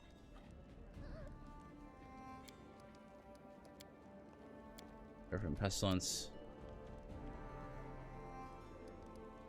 right? What am I missing here? Yeah, this is done. You know, I was not expecting the game to be all like about managing a kingdom and all that stuff, and I was like, oh man, I just want to like, I don't understand what's going on, but I'll just a chance to prepare. Okay, right, the curse thing, right? Octavia and Ragongar exchange a look and both start talking at the same time. Do you think we, Technic League, would want to discuss? Let us go. Kingdom stuff isn't too bad once you get the buildings down. Yeah, I guess for me, I'm more interested in just like the dungeon crawling part of RPGs and stuff, right? Like the exploration and the adventure kind of thing, and sort of kingdom building aspect for me was didn't really hook me. I said their agent right here, the capital. Now that's impudence. How do you know they're not from the Technic League? You're sitting in the tavern paying with Numerian coin, a gold, and asking around about Reagan and me all day. Is that anybody playing? That's not her penetration. Have fun wasting 3 years of game time. I like to start with a chat. Well, apparently, according to the achievement like progression bar that pops up, but that's behind me. You can't see it very well, but I'm like halfway through like the kingdom like management part of the game. It says like, it has like a bar. I think that says like 50 out of 100. They wouldn't just send one agent in and whoever the cronies are hidden. All right, let's go with Technic League. I have no trouble with any Numerian wizards. Guards, get down to the tavern and throw this spy out of the city. And they came here for a reason for us, and that means revenge. I was right. They're here for us. If we were to suddenly forgive Janusz, come again. Okay, fine. Yeah. So troubleshooter is the achievement that I'm getting. Just got the 50% mark there. Okay, so that's a companion quest. I really want to just do the main ones though, like the main story. This main story. The game's gonna be already long enough as it is. which I suppose it might be this one. Also, wasn't there there was a quest about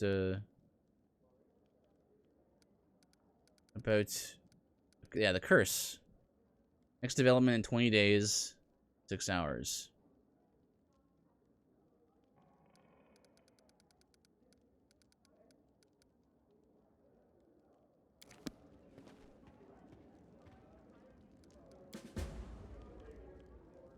And it's 5 out of 100. The curse is a good way to measure your timer. Okay. Legendary Scourge.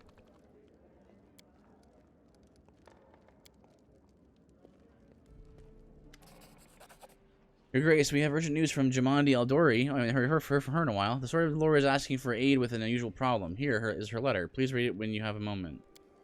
Lady Aldori asks you to head to Varnhold at once. It's a barony led by Magar Varn, a brave soul who carved out the settlement from the wilderness. Until recently, he eagerly and frequently relayed to the Sword's Lords his many successes, but then the letters suddenly ceased.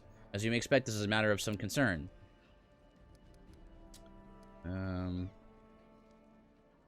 Varnhold isn't far off. We should find out what happened there before the same fate befalls us too.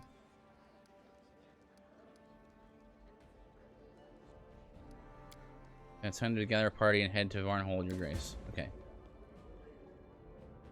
This time, the disaster didn't hit us, but our neighbors. Varnhold, a small town east of our barony, had been deserted in an instant. Okay, so it looks like you can tell if a quest is like a mainline quest if you if like Lindsay comes up and she'll like if that sort of thing pops up and Lindsay talks and stuff. Give him all these dryad things, dog tags.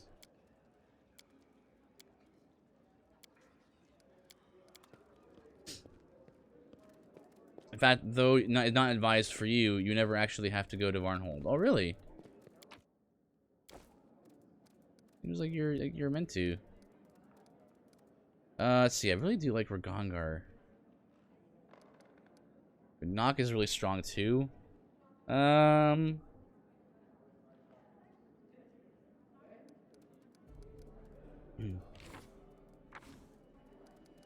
Yeah, I guess I'll take Ragongar for now. I'm liking this party that I have. Confirm. Yes, I know it's called The Vanishing of Varnhold, but Varnhold is for barns. Barnhold is optional. Varnhold. This is our Varnhold. Reach Varnhold. How do we get over there? Oh, I remember now.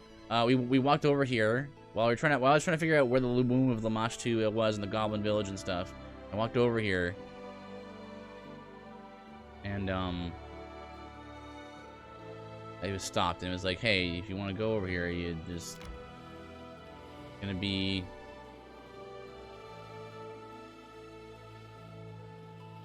you won't be able to come back or something like that very easily or something.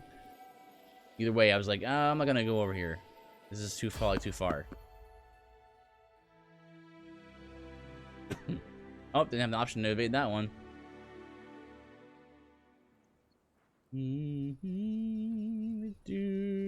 Oh, hello. Can we help you?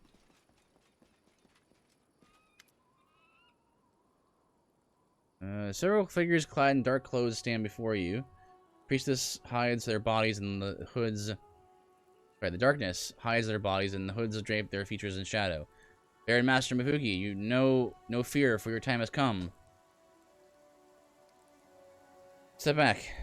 Great Mother, ancestress of monsters, Lamashtu herself has called upon us to track you down and deal with you the way you deserve. In your pride, you've overstepped yourself and incurred the anger of patroness of all dark and distorted. The priests of Lamashtu have their own paths, unknown to simple mortals like you. By interfering the cycle of worshipping and by making one of the goddess priests leave her sacred ways, you forever covered yourself with shame in the eye of Lamashtu. For the persecution of those under the protection of our goddess, for your crimes committed against Great Mother, you are hereby marked in her eyes. The goddess herself revealed the punishment to us through nightmares. It falls upon us to curse the heretic who has wronged her. Sorry, I can't hear you over the very loud lightning storm. She is treacherous and spiteful, Master Mifu. You think twice before dealing with her followers. Good? That's kind of good, huh? Lawful good. Lawful neutral. I'm sorry I angered the great goddess, so I'm ready to take my punishment. Huh. That's lawful neutral? Well, I guess that makes sense. Let's see.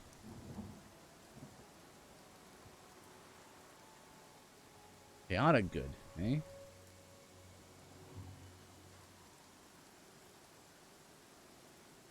Stream called Prepare to Die.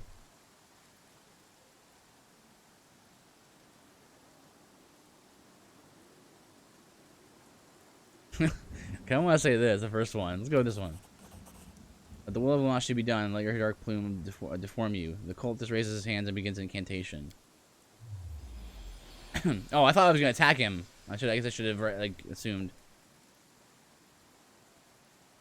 A strange paralysis shackles your body as if an invisible hand made of ice is gripping at your ribcage, trying to pry it open with like a pair of double doors. You wait to breathe, and you feel your skin and muscles start to shift, stretch, and twist. Over several moments that seem like to be an eternity to you, the torture ends, the process vanishes as abruptly as it started. You touch your face, terrified, and understand you didn't change a bit, except for your skin, which seems unusually smooth under your fingers, as if it has become younger.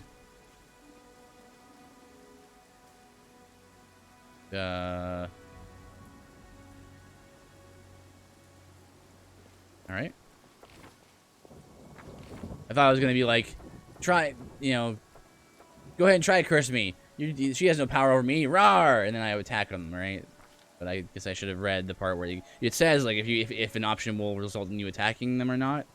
DJ Para, how are you doing? Welcome, welcome back.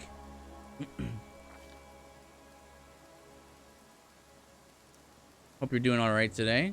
Enjoying a nice Friday night.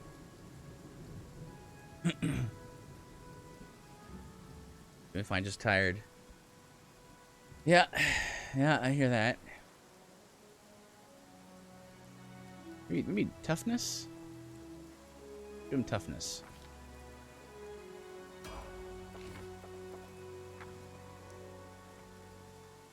Oh look, it's the guy I talked to for like 3 hours.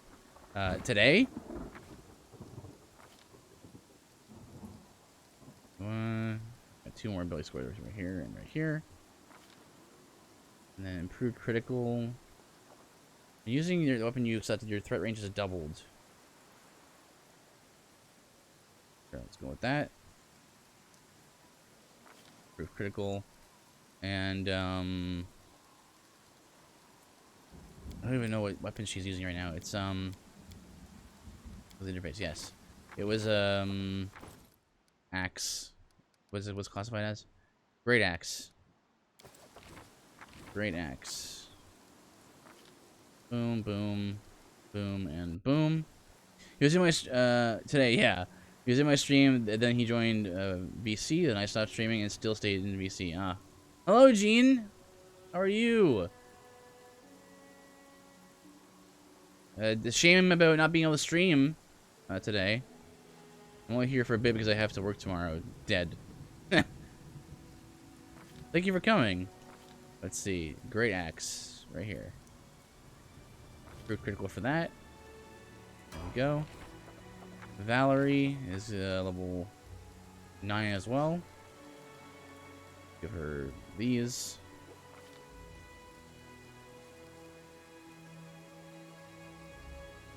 Previously, AC was granted by any shield you were using by 1. The bonus attacks with the bonus granted by shield focus. I'll take that. Making her very tanky. And her Gongar is Eldritch Scion, and I cannot change. I cannot like pick things for him. He just levels up for some reason. Okay, good.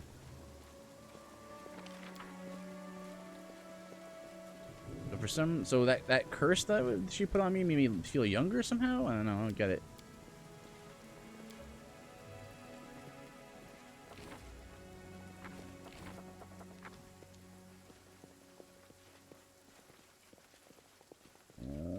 There we go.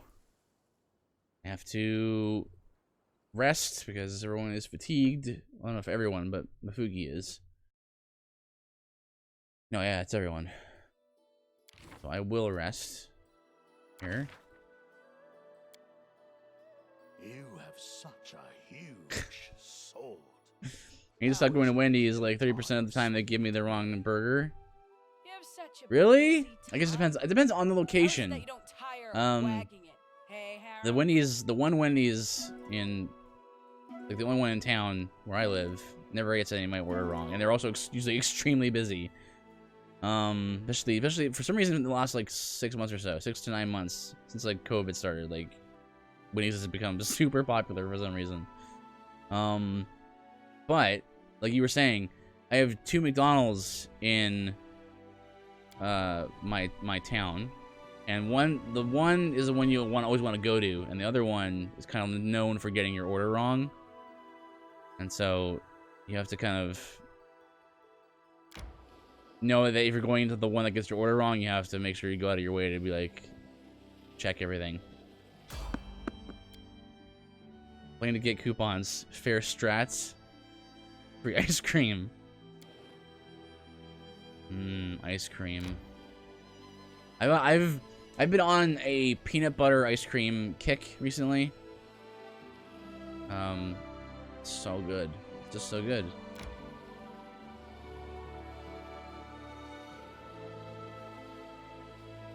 Go. Messed again.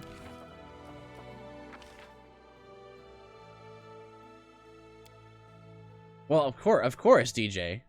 The ice cream is chocolate, but there's peanut butter swirls in it, and I've been, oh, so good. No. You love peanut butter, but not like peanut butter. This is important. Not peanut butter, like on bread, like in jars of peanut butter, but on like, you know, like Reese and stuff. Reese's peanut butter cups are delicious. Reese, like the peanut butter and chocolate. That's where it's at. Here they sell like peanut butter balls covered in chocolate. Oh my goodness, that sounds so good. And you straight up freeze that. Sounds real good. Everyone's tired again.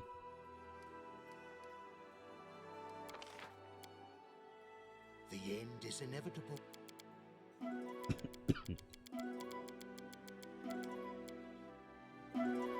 Not a fan of peanut butter, but like maybe you just haven't had it in the right like form, in the right like mouth texture and consistency. Like, oh, it's so good though. Like peanut butter with chocolate is the best thing. I've had one peanut butter cup in my whole life, and it was great. It's the best. They're quite common here. In fact, if you go to Dairy Queen, you can get a Blizzard. Blizzard is like kind of ice cream, like soft serve ice cream, but you can have whatever you want in it. You don't sell them here, really? Interesting. I forget sometimes like all the differences in the things that people sell. Like the ketchup chip thing is crazy.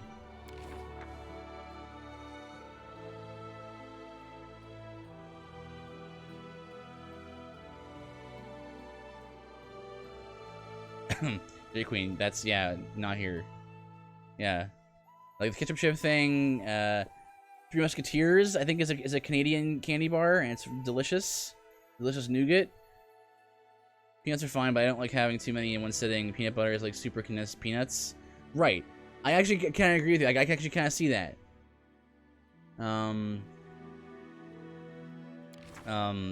also am not a huge fan of peanut butter like in the jar, right? But if you mix it in with like chocolate, other sweet things, it's delicious. Because like you can get overpowered. Yes. You know, okay, but Three Musketeers is such an underrated candy bar. No one ever talks about Three Musketeers. It's always like Snickers or O. Henry or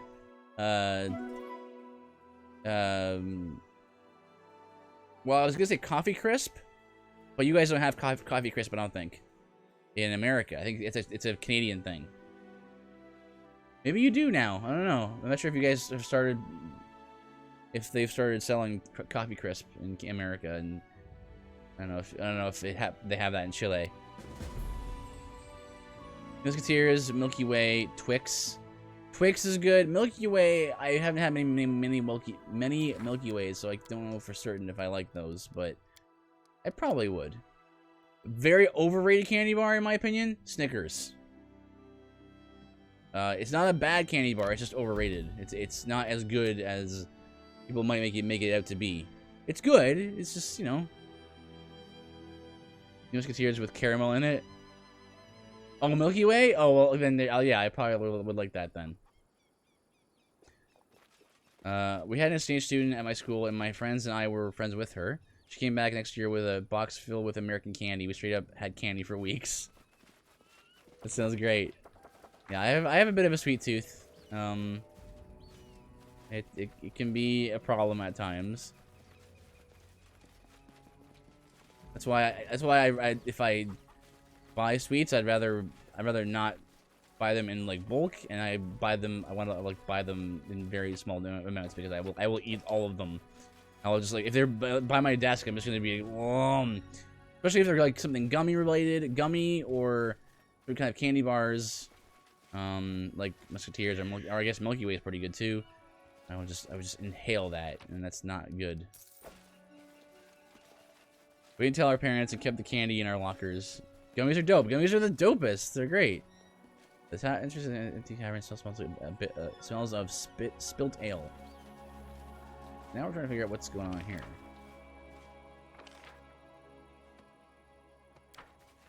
This town is just empty.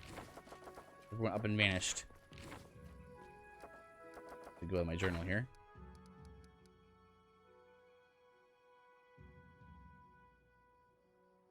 This ghost town is a single someone. We should look around and find out where everyone's gone. Okay, so I'm just looking around now. Yes, Sargami's are the best. People disagree with me on that.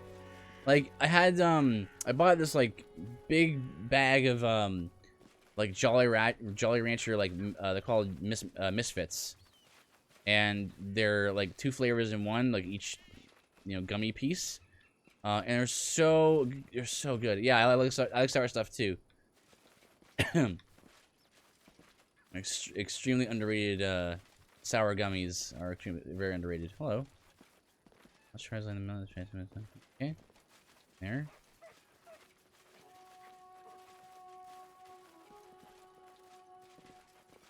I think Gene's the only person I've seen. What the crumbs is that? Whoa, murder of crows.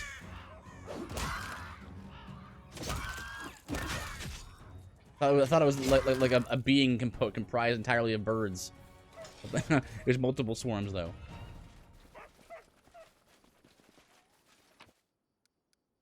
Oh, the scythe, magical scythe.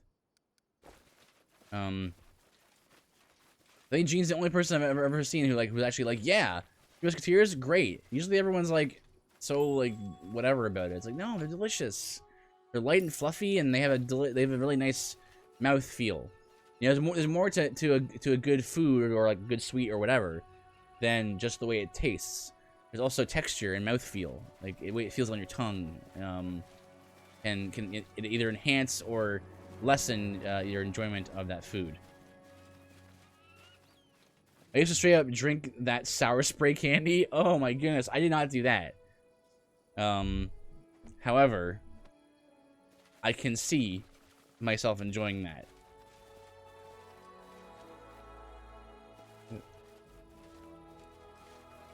Graveyard. Temple of Erastiel is empty and dark. Look at this, is a temple? This is like a shack.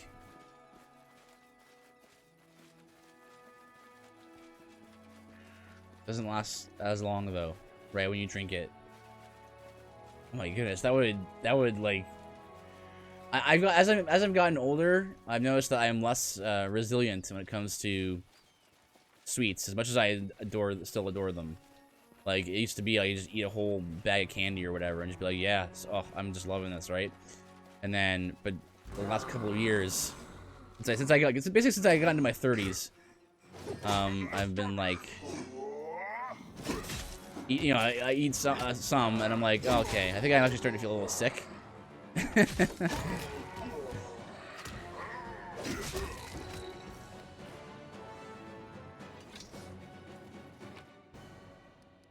What else is good? Sour, what do you call them? Like, the, trolley sour bright crawlers. Those are amazing.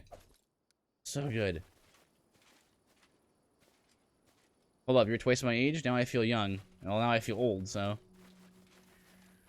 I am.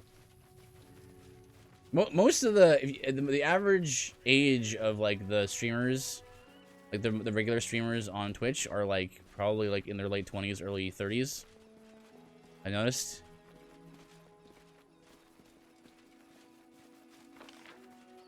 So wait. There was just some Spriggans over here, or just hanging out. 100 on some tools. Okay. Yeah, the same with sour stuff. I used to eat a bowl of dill pickle chips, and now I can't really do that. Yeah, that'll happen. You have to just expect it to happen, where you're like, you used to be able to do stuff you can't, and you always think that's never gonna happen to me. Like, it's like I'm good, and it's like, no. I went on whenever I start to gain a little too much weight, I usually go on like my a keto diet for a bit, usually like a month or so.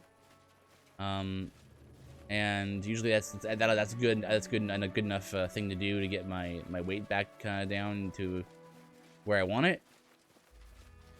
But again, since I've gotten into my 30s, it seems like it's harder and harder to like keep the weight off. Like, I weigh more now than I have ever weighed in my life. You know, I still only weigh 190, but still, it's still more than I've ever weighed, and it just feels kind of weird, you know. I just turned 30 last week. No way, Gene. I thought you were like 25 or something. Well, happy birthday, man. God bless. There's a big community of kids streamers out there. I might have a Christian group of us. Is that so? I guess it's just a matter of the circles I run in.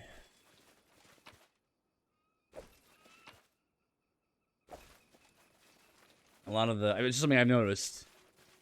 It's those Asian genes. Ah, that's right. That's right. I can forget. The Asian genes, in case you don't, people don't know, Asian genes dictate that you stay around 25, maybe 30 years of age for about 60 years, and then you rapidly age like 70 years.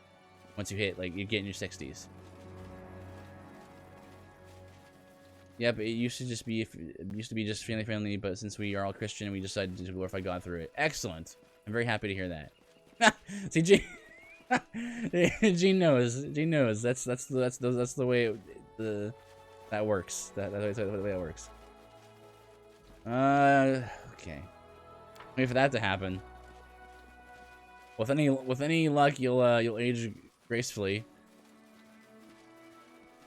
There are humanoid tracks in both small and to and from the fort. Oh, there's a little pathway here. Mara near the bank is teeming with fish, darting about among the algae.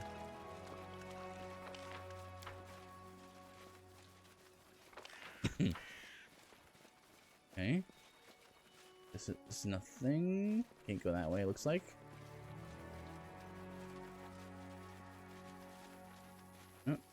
You can make out voices behind the fort's walls. Okay. Arcade. Oh, there's a chocolate on that guy. Oh well. No chocolate for me. Yeah. I'm thinking of, I want to go back on my keto diet to lose the weight again. But also, like, in about a month, I don't want to be on a diet, a keto diet, when Christmas sweets are in play. Because people who know me, it's not like it's like a big secret or anything, but like, this doesn't happen to me with a lot of things, but there's something like euphoric about eggnog for me. Like, absolutely, it's just... it's eggnog. Yeah. It's so good. Like, it blows every time I intentionally don't drink it until the new year. You never had it? Oh my goodness. It's like egg and cream and cinnamon and a couple of other things. It might sound a little nasty to be like, oh, you just put eggs in. No, it's not like you just like crack an egg and put it in. You know, it's like a special mixture of egg and spices and cream. But you sound like the dad from Fairly Odd Parents. Yeah, Mr. Turner. But like, I intentionally don't buy eggnog because I know that if I buy eggnog, I will sit down and drink it in one sitting. I will just. And it's not good for you because like it's just cream and eggs and stuff, right? It's very fattening. But like, so I don't want to be on a diet for when that happens, right? Also, like, you go to a Christmas party, and hopefully everyone's having Christmas parties and stuff this year. I mean, you make your own choices for yourself and everything, but like, I'm having Christmas, okay? I don't care what anyone says. I'm gonna be celebrating Christmas with people that I love.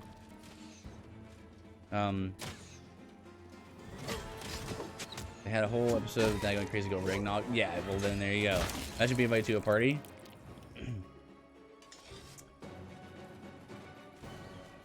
Well, parties are really fun, but if not, you can still have a party with your family and stuff. Or friends. What do you think of this game so far? Sid. I think it's a well-made game. It's a good game. I think for me, overall, I think I'm kind of in a weird place with it, where we can have a Twitch party. That's right, Gene. Yeah, we already been having like Friendsgiving and like I've heard about Friendsgiving and like Twitch giving and all that kind of stuff, right? Gonna go for a bit. I want to listen to music. All right, take care, DJ. Thank you. God bless. So Sid, this game's kind of in a weird place for me because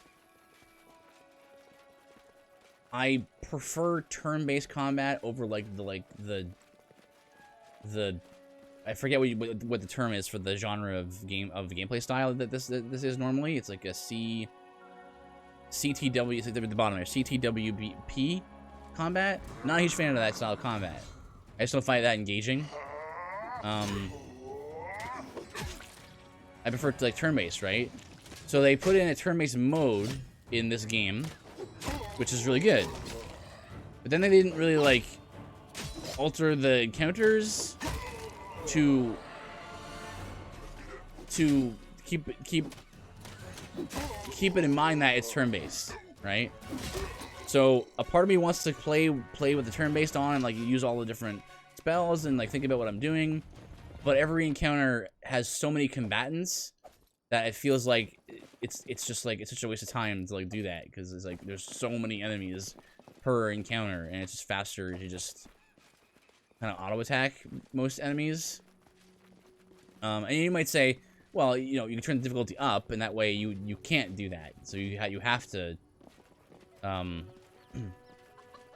to like think about what you're doing, not just auto attack, right? But then, the trouble what I was having was I just kept missing things, and they kept killing me, and I just like, it didn't feel like that engaging of a thing. But okay, so that's gameplay-wise. That's what. Ugh, gross. Gameplay-wise, you know, I'm kind of having a bit of a tough time with that. Overall, the game is really good. I think if you are into this. If you are into sort of like that style of like Baldur's Gate 1 and 2 style combat, then good to know. Oh yeah. If you're into like Baldur's Gate 1 and 2, kind of that style of combat, sort of like similar to like StarCraft sort of thing, but like on a very small scale because you only have 6 party members, right? Then that might be something that you'd be into. But for me, you know, I like RPGs for like their the build variety and tactical decisions that you have to make during combat, and even more so outside of combat. You know, the builds that you can create. That's a lot of fun for me, and it feels like here I don't really get a chance to do that, or you do, but game's just not tailored around a turn-based experience. Which one is your favorite RPG? So my favorite RPG of all time is probably Dark Souls 3. I've played that game like 40 times. I do build and challenge runs for that game. But I also very much enjoy most of the Final Fantasy games. 5, 6, 7, 10, 11, 12 has some good things about it. What else? Divinity Original Sin 2 is very good. I recommend that. If you're into tactics games, like kind of like XCOM style, or tactics or like Final Fantasy Tactics, that's a good one as well. What else? Oh.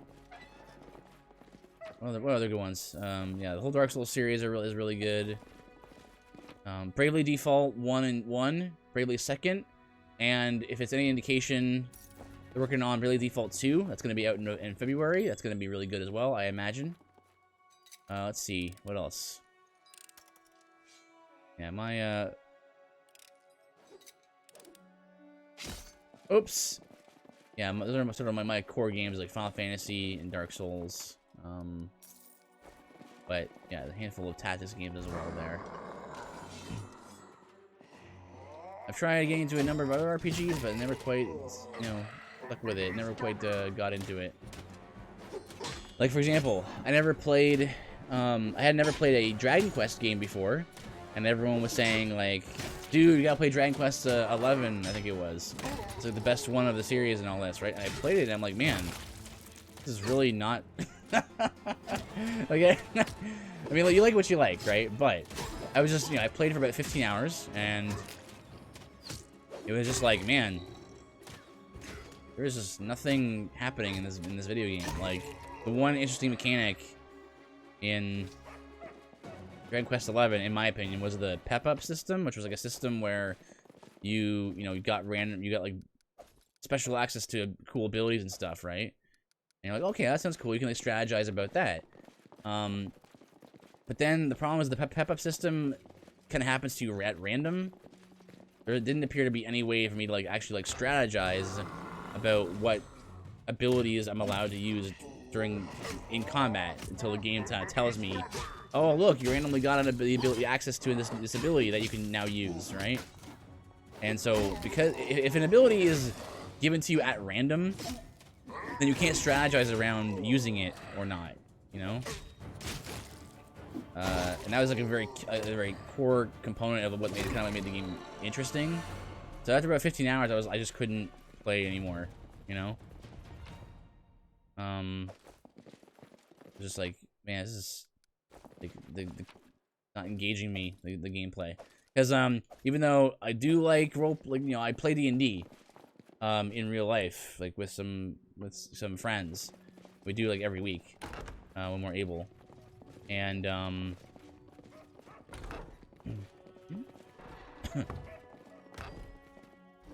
see this opens the door. Huh.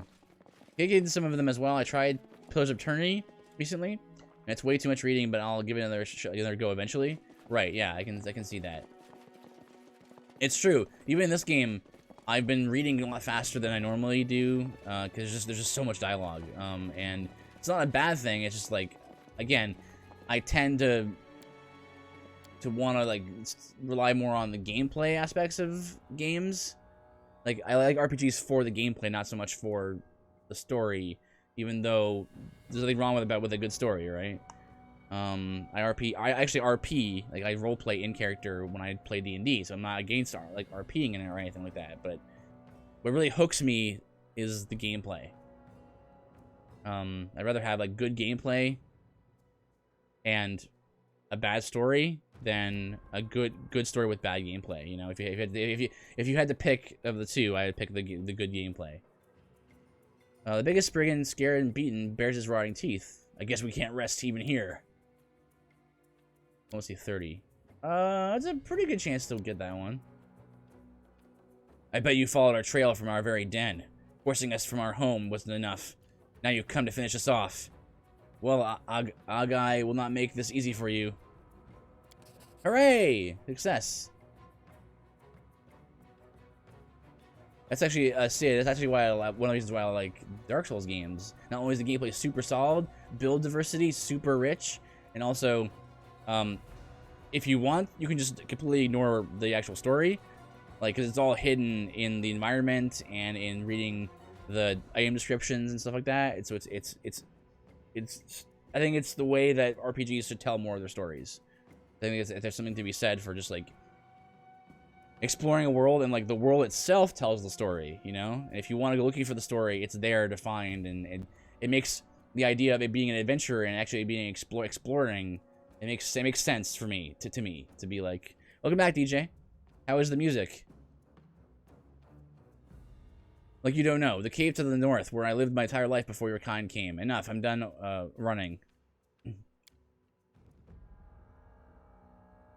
Good, need inspiration. It's good game design, isn't it? Letting the player choose whether he wants to immerse in the story or not, like Skyrim. Right, like Skyrim. That's another good point. You know, you can choose to pick whatever way you want to go, right? And it's not gonna make sense to you if you don't listen. If you don't like, you know, you play Dark Souls, right? And you're like, okay, so I'm fighting the Dragon Slayer armor. Like, why am I fighting this guy? I don't know, but he's cool to fight, and it feels good to fight him. Like, so you don't need to know why you're fighting the guy to like enjoy the experience, you know. That guy swings his blade and utters a shrill cry, battle cry as he charges you.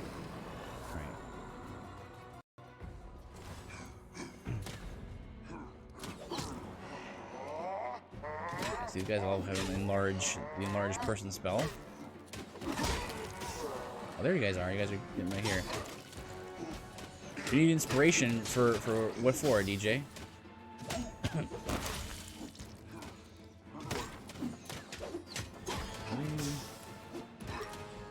Bro, you can throw a cure out here. There we go. Oh, I'm just writing. Ah, well. I usually listen to music when I'm working and stuff. Well, not usually. It depends on what kind of mood I'm in. It can be music. It can also be something. Just be like podcasts and stuff. A guy steps back, pressing his hand against his bleeding wounds. Well, you got me. He hisses through his clenched teeth. Go on then. Keep hounding us. Keep pushing us back. Clearly, taking all we had wasn't enough. Enjoy listening to ambient music like movie soundtracks, so I write a story and imagine a melody, then try to make it into an actual song. Yeah, I enjoy that as well. There's something about music that really triggers that sort of part of my brain there. I'm like, I try to like, you can like visualize like a where the music would fit and stuff. Kind of cool. Let's see. Acquires lawful, chaotic good. I believe that you and your kin aren't to blame for the disappearance of Varnhold's citizens. I'll let you leave in peace. Just tell me where your den is. Perhaps I could pay you a visit and help you get your home back. Sure. Again, Agai stares at you, unblinking, and scoffs with contempt. A human wants to help? Sure. I'll be surprised if I'm still breathing when I'm done. I bet you just want to fight your way in and take my cave for yourself. What a seven creature you are. Master Mifuki grants you not just life. You promised to retrieve your home. You could at least thank the person who could have been your executioner. That guy sizes the woman up with a hostile glare and shakes his head. But what do I care? If I'm lucky, you'll both just kill each other. Find an old cave to the south. That's where you'll find the creeps who forced us out. And if you by some chance manage to kick them out of here, of there, I'll know. Then we'll talk some more. Ew! They slowly shrunk as he was leaving. Don't follow me. Yeah, my brain has had a melody stuck for a long time. I can just picture the whole orchestra. I'm still experimenting on the storyline. Oh yes, that is actually a very common thing in progressive rock, and during our super casual stream, we heard a little bit of that kind of thing, where it's like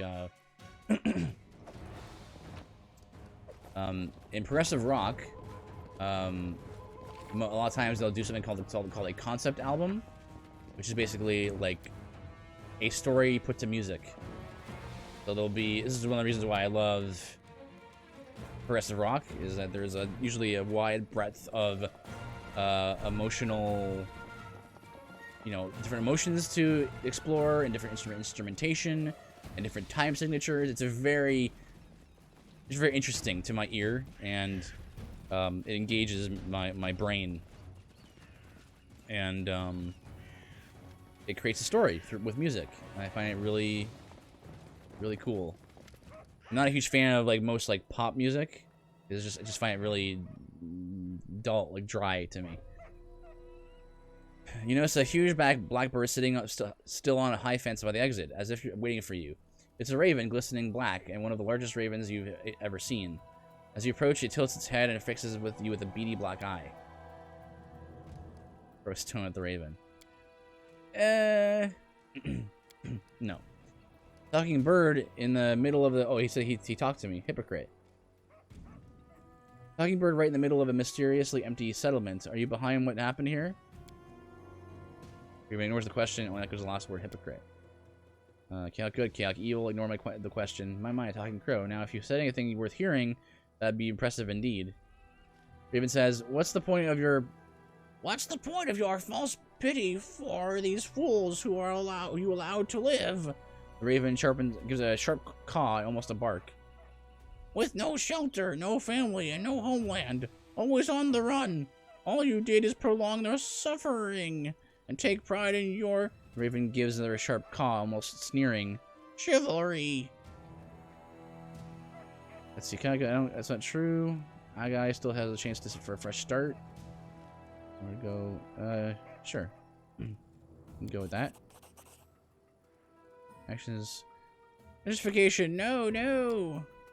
Why are you here? Are you one of the thieves that lived in this miserable settlement? Lawful neutral, I stole nothing. Liar! This settlement is full. I didn't even steal any of the potatoes in the field, because I don't want potatoes. I did loot. I think I may have looted something, but I was off of a guy who was attacking me, so... Humph. This settlement was full of thieves. They paid for their crimes. Now only a single one remains. You. Who are you? What do you know about the vanishing of Varnhold? Only that the people of this dusty village were thieves. Thieves and bandits who didn't respect the law and didn't know their place. Inferior beings. Sid Twitch, thank you for the follow. Appreciate it. Welcome to the community. Thieves and bandits who didn't respect the law and didn't know their place. Inferior beings. Don't dare touch that which belongs to their masters. Who are you? I'm not from Varnhold, but I will find out what happened here. You? Raven gives a short, barking caw. What arrogance, what pride. You, thrall, do not follow one crime with another. You will suffer the same fate. Who are you? Somebody getting you'll regret it. Guessing you're new to these parts, still know who I am. Why don't you take the air and ask around? My name is Master Mifuki, tell me who you are. Raven regards you for a moment, finally flaps his wings, and without a sound, takes flight. Moments later, it's nothing more than a speck in the sky, then it is gone. Alright, well, that's... I'm not sure if giving him my name was a good idea or not, but we'll just see. We'll just see.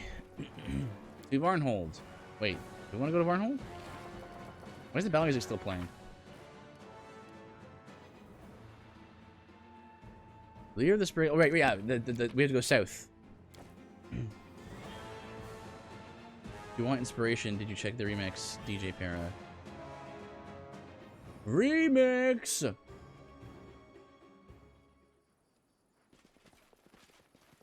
Can't on mobile. Sorry.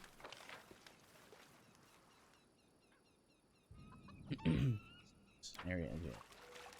Area exit B.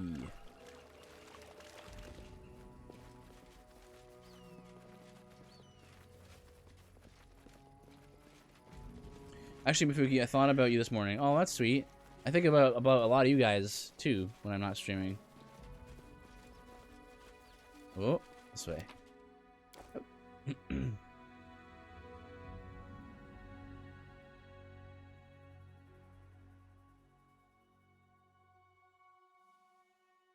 I was eating my eggs and my mom walked in, so I said good morning in Japanese. Ohayo gozaimasu.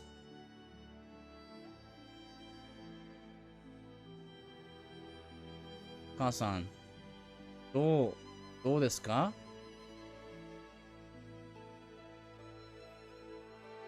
今日はどうですか? Yeah.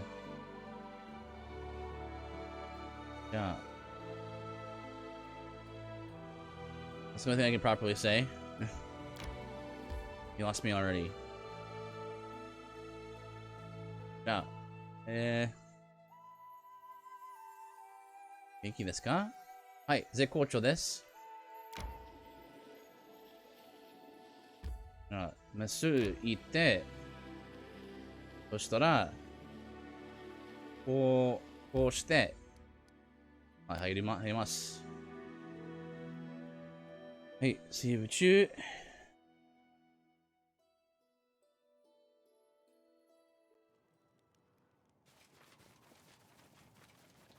Okay, so Rotten Cave.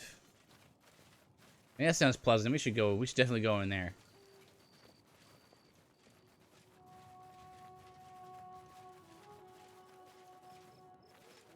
Zekocho is not a common phrase I've seen.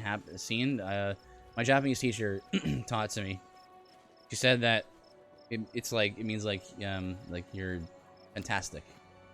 So when you ask me genki desu ka? I think it's fun to respond with Zekocho because it's the average Japanese person is gonna be like, oh, I didn't know you would know that word.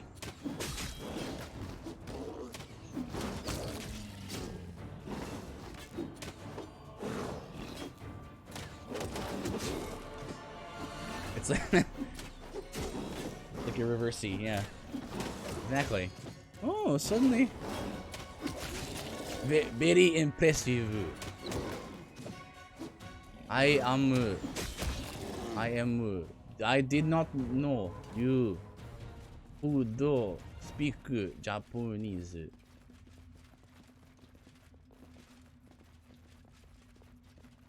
Can I though?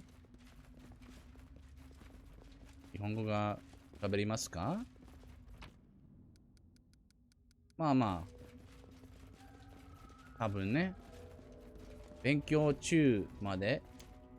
I'm going to take a Japanese course during the summer, so I might be able to handle a conversation with you at some point. It's very hard. I haven't studied it in a while. But I'd have to like really think about what I'm saying, you know. But it's certainly. I've only in the last year or so figured out how to play video games while talking to people on stream. So, on cave, here into the cave. I can understand some of it because of anime. It's true. For a lot of people to get their what the doodles is going on here? I thought this is the first world or whatever. I guess we're going to this portal. What? I guess we're going to this portal. There we go. Yes, a lot of people like sort of second-hand learning Japanese from anime, which you know, getting yourself exposed to Japanese however you can if you're learning the language is good, but at the same time it can be a tricky thing because you might end up learning some Japanese that is not really appropriate. Not necessarily bad words per se, but just like in Japanese there's different levels of politeness and stuff. The way most characters talk in anime, they talk very casually. It's not really a way you want to talk with like your family or not your family. Talk with a stranger or like person you just met or something. I know good morning because I watched an anime about an orphanage, so they would always start by saying good morning. Right? Yeah, there are like 5 ways to say thank you. Yes. Sort of different degrees of politeness.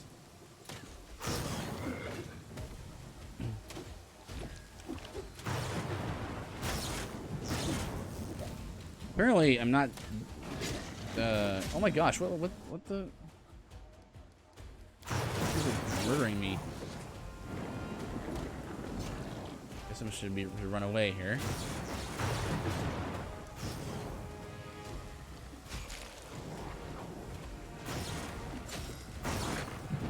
Everyone run away. How do I do this?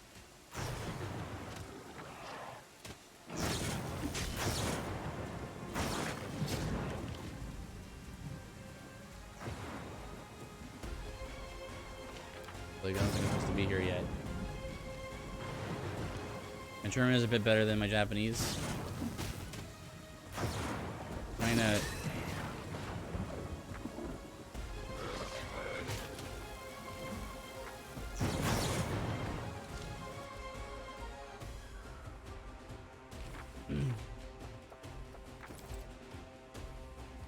And I don't know what the level this guy is, but he's a named enemy, so apparently he's not supposed to be here yet.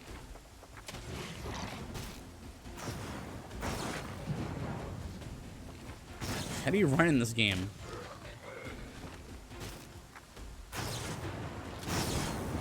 It'd be faster just to wipe. I'm trying to figure out why I can't run away and stuff.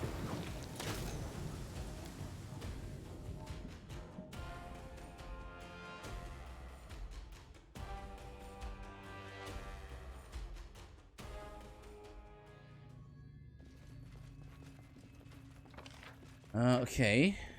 So I guess I'm supposed to go.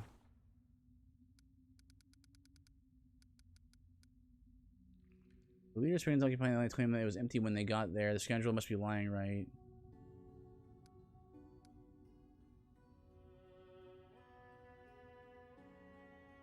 Okay. Didn't he say to go here?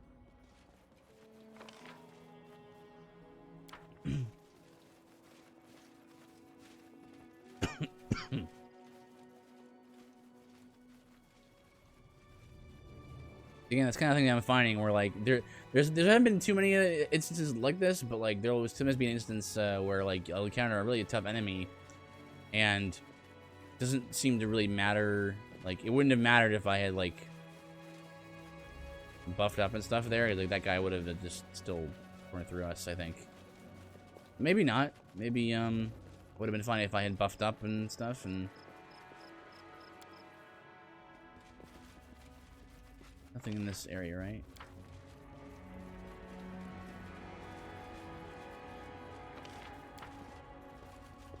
It looks like there's a little like tunnel right here, but it's not. Hmm.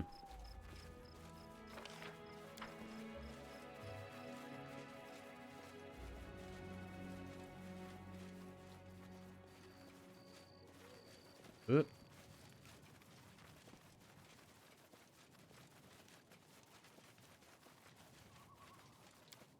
I guess we shouldn't be here yet? I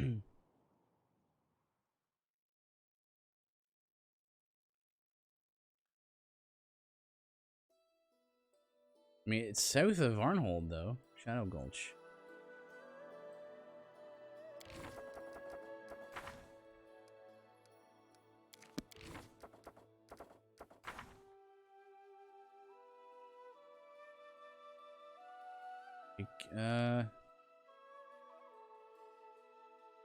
How the sun must travel east.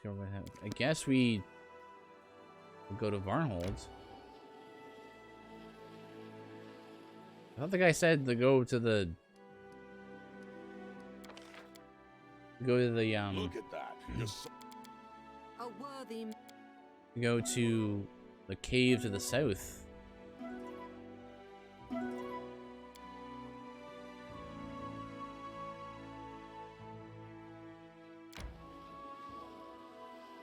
Oh wait, there it is, overgrown cavern. Right, it wasn't rotten cavern.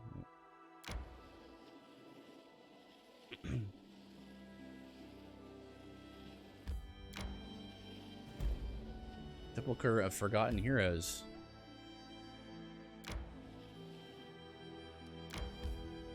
Yeah.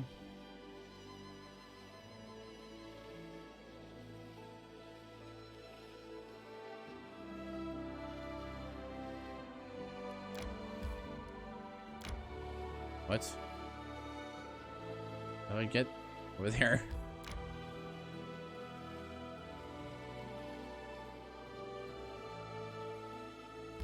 Okay, so I couldn't. Interesting. I couldn't go there before. But now that I know about it, I can like stop halfway. Listen, Aram, would you...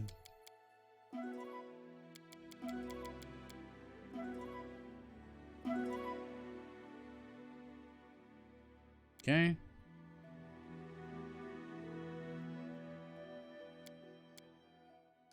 Do a hard save.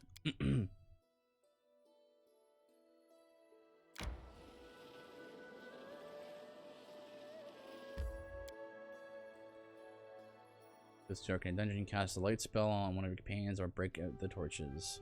I haven't done that yet, actually. I use a torch in order to kill those. Well, try to kill those awful spiders.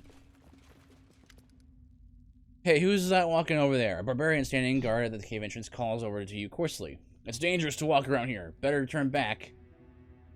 Amiri answers something in Hawlit, native tongue of the Numerian Khaled tribes. After a brief exchange in Hawlit with Amiri, the guard switches back to common. Peace. If you want to speak with our elders or spend the night, you may enter. Just don't expect a free dinner. Oh, nice. I could still attack you guys, but that's fine. We can let it be for now.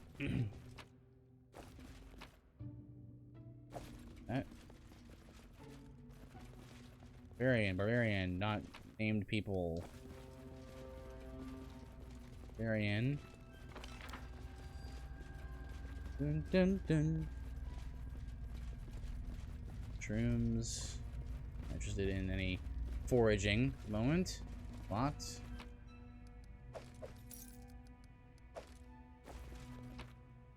Man, there's a lot of goldy things in here.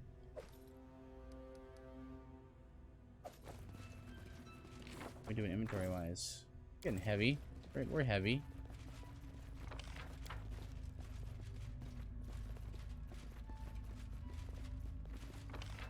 Okay, I guess. I guess one of these barbarians then must be the chief or whatever. Not named though. Oh, there you go. Volga. Half-orc woman sits by the fire. Her clothes are made of leather and fur, matching the rest of the barbarians. She frowns as she slides her finger along a map, crudely drawn on a crumpled sheet of paper. She lifts her gaze as she notices you. Huh. Yes. Who are you? If you're a friend, take a seat by the fire and let's talk. I'm Bolga from the Tiger Lords tribe. I lead this group. Attack! Spriggans who lived in this cave are under my protection. Please leave so they can return to their home.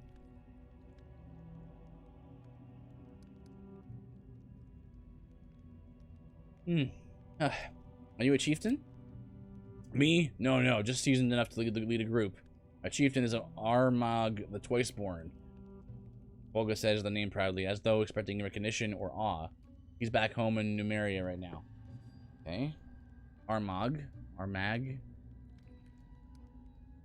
What's your chieftain known for?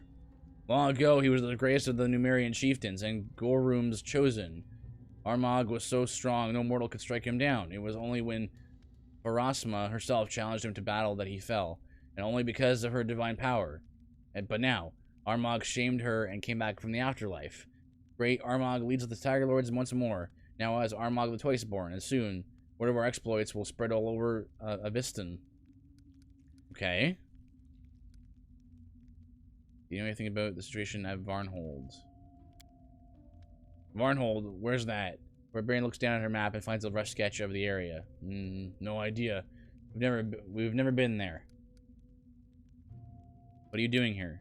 We're looking for some ruins or a cave or something. I don't really know. Only Dugoth knows exactly what we're looking for. Hey, isn't that the name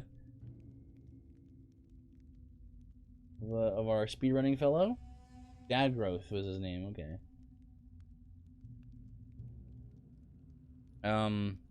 He's a cleric and he's our leader on this expedition. Well, him and the sisters.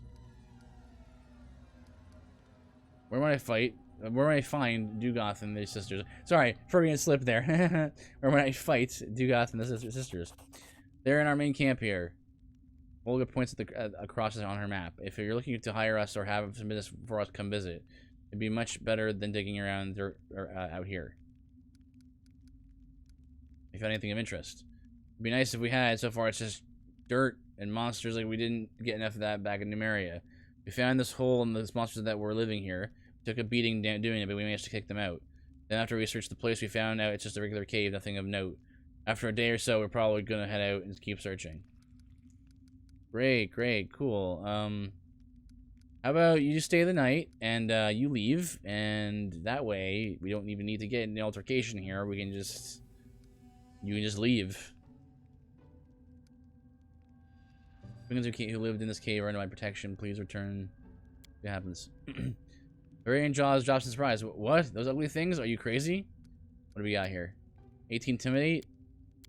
18. Right, they're both 18 because of Posey and 18 bluff.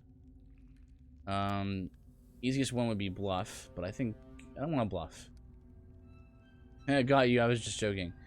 I'm quite sane. Please try to understand. When you ousted the Spriggans, you create a serious political situation that I need to resolve. That makes sense. That's good. Bluff is the Spriggans will return soon, and they won't be alone. They'll bring trolls, cyclopses, and giants with them. I can negotiate a peaceful solution, but only if this cave is empty. Let's see. Good. Well, it sounds odd, but all right. We weren't planning on staying long anyway. Pack up, everyone. We're leaving. Hooray! Leave all your stuff. Actually, this is probably the stuff of the Spriggans stuff. I don't know much about Spriggans, so I'm not sure if I should help them or not. Like, I've never really fought many Spriggans in D&D. I think I misnamed my geckos.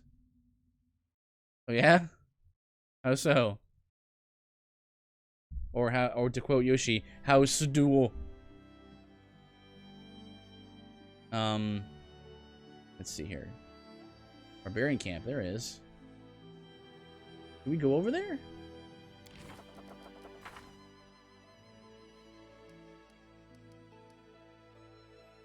Jester. Oh, I see. Jester is super chill and calm, and Fjord is way too energetic and jumpy. You know, like a river would be. That's what a fjord is, right? Also, cool names.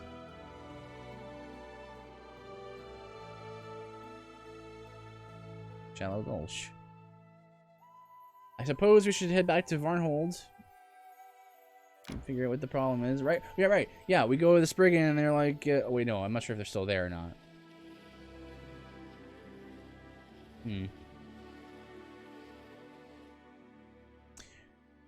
That's right.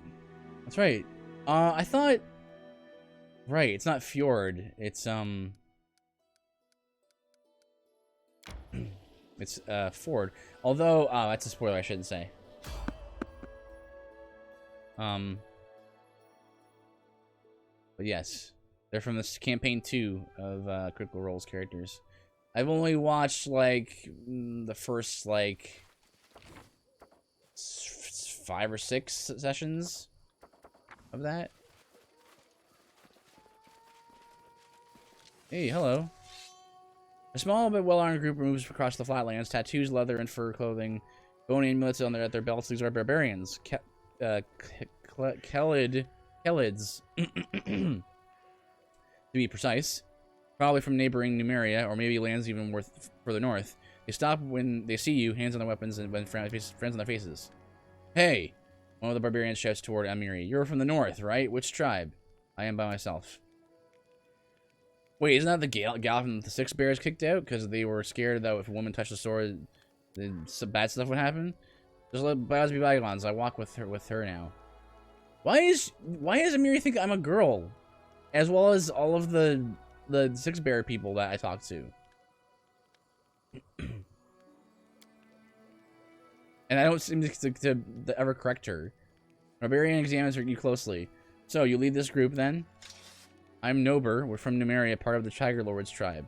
We're just minding our own business here, now we can pick a fight. We don't want any trouble. We're not after anyone. Do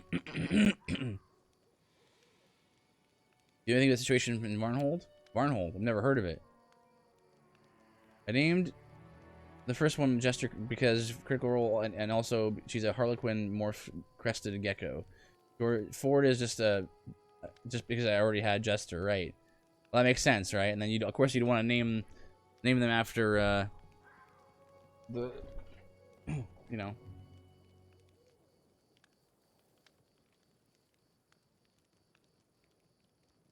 Maybe you are culturally looking like they're feminine characters, like the Six Bear tribe considers people who look like me to be feminine.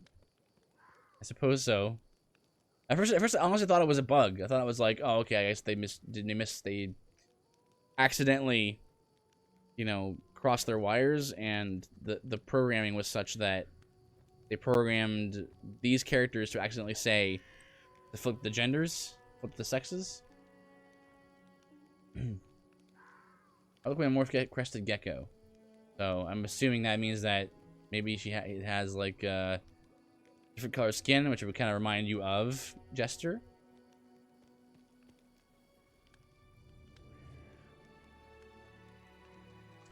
You just accidentally made a male character and picked a male portrait. I guess it's possible. I mean, you're Kappa. You're capping that, but let's see. One of our people seems to be sick. Can I help? Or your people seems to be sick. Let's see. I've already a woman steps forward. This could be good for diplomacy. Trying to control her heavy coughing. That'd be welcome. Woman starts coughing again, then spits some blue phlegm on the ground. I caught blue spit somewhere in the barrens. I can pay for the healing in gold. Neutral good. Lawful neutral. There are tons of disease in Numeria that you won't find anywhere else. I guess that came along with those falling stars. Fungi, mechanical parasites, brain-eating worms. Fun to be had at every step. Harlequins have 3+ colors on them. I don't think you can get blue-crested, unfortunately. Right. That's what I would think of. Blue-crested for Jester. See. It's fine. We're doing this for diplomacy's sake. None of that. We're not biggers, and we're not out for charity. Sure. Okay. Cool. Thanks. Wow. Thank you. It was a nasty thing. Let me tell you, that won't let you breathe in or let gases out. So, what are you searching for? Kelled frowns. No idea, really. Dugoth just said we should search for caves and ancient ruins, and he'd tell us if it was. He's probably looking for some like magical artifact to take over the world. You know how it is. You ask me, we're just wasting time out here, but Chieftain knows best. Who's Dugoth? We already kind of know, but let's see what he says. An old cleric. He's seen a lot. He knows a lot, and he seems like he's the only one who has any idea what the heck's going on around here. Have you found anything interesting in the area? I wish. We've been searching the area for days now, but all we found was a cave and some grime-faced half-men. I'm assuming that's the Spriggan. Anyway, it's time for me to go to bed. I'm gonna have to start putting in vacation on Saturdays. Right. Well, God bless you, Gene. Thank you for coming by. Thank you again for your sub and your support. Appreciate it. Let's see. Are you the only group of Numerians here? No, they're not. I know that for a fact. Numeria pretty far from home. Safe travels.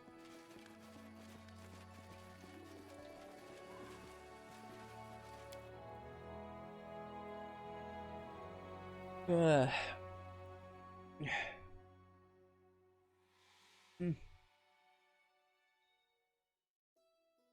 that over. And the rest again. At don't understand you. So much resting in this game.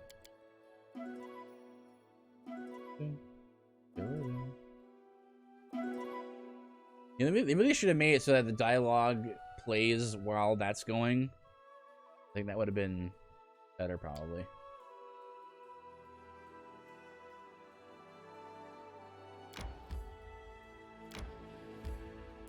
Barnhold. I think we were just here, though. Like, we were just here.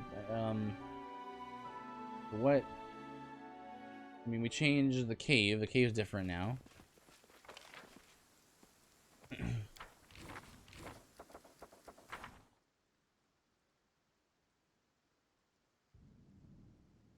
We was last seen in our capital. He meant, well, I don't know about doing this one right now.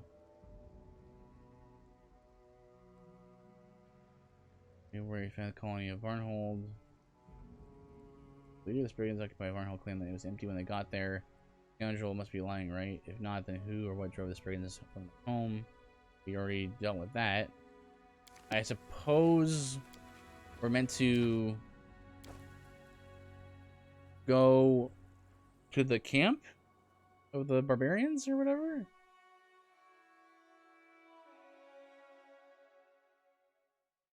Like over here.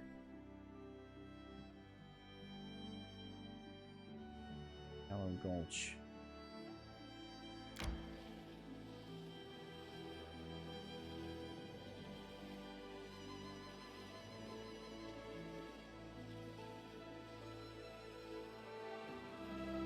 Hey, come on.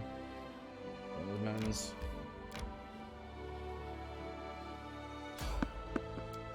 Try to avoid. Try to run. Cannot do that, so we're gonna fight.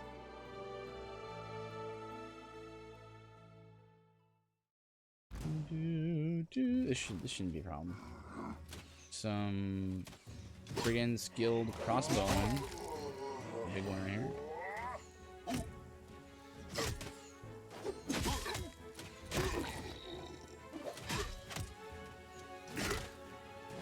Because normally in a turn-based game, right? You know, the game is designed with it being a turn-based game, taking that into account, right? So enemies don't have that much that much health, really, and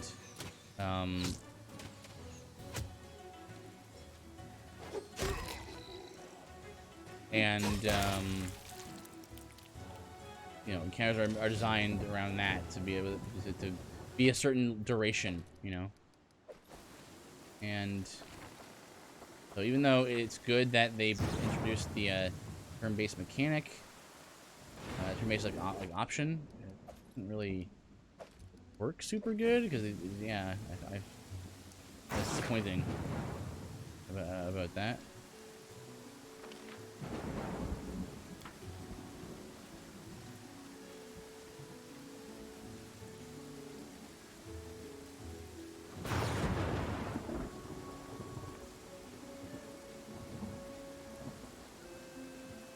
Go. Come on, guys. You can do it. Like, I suppose there's a certain like duration that every encounter should take. Really, if you think about it, like D&D in Dungeons and Dragons, when you're playing normally, encounters are pretty quick. Excellent. If you actually like think about how long an encounter is, the encounter really only lasts like 3, 4, depending on the encounter, of course, right? It can be a boss fight or I think sort of more standard encounter. It can be like 3, 4, 5. I guess maybe 6 rounds, somewhere around there, like 3 to 6 rounds range. That's because like the game is turn-based, and so you, it's a quicker experience, right?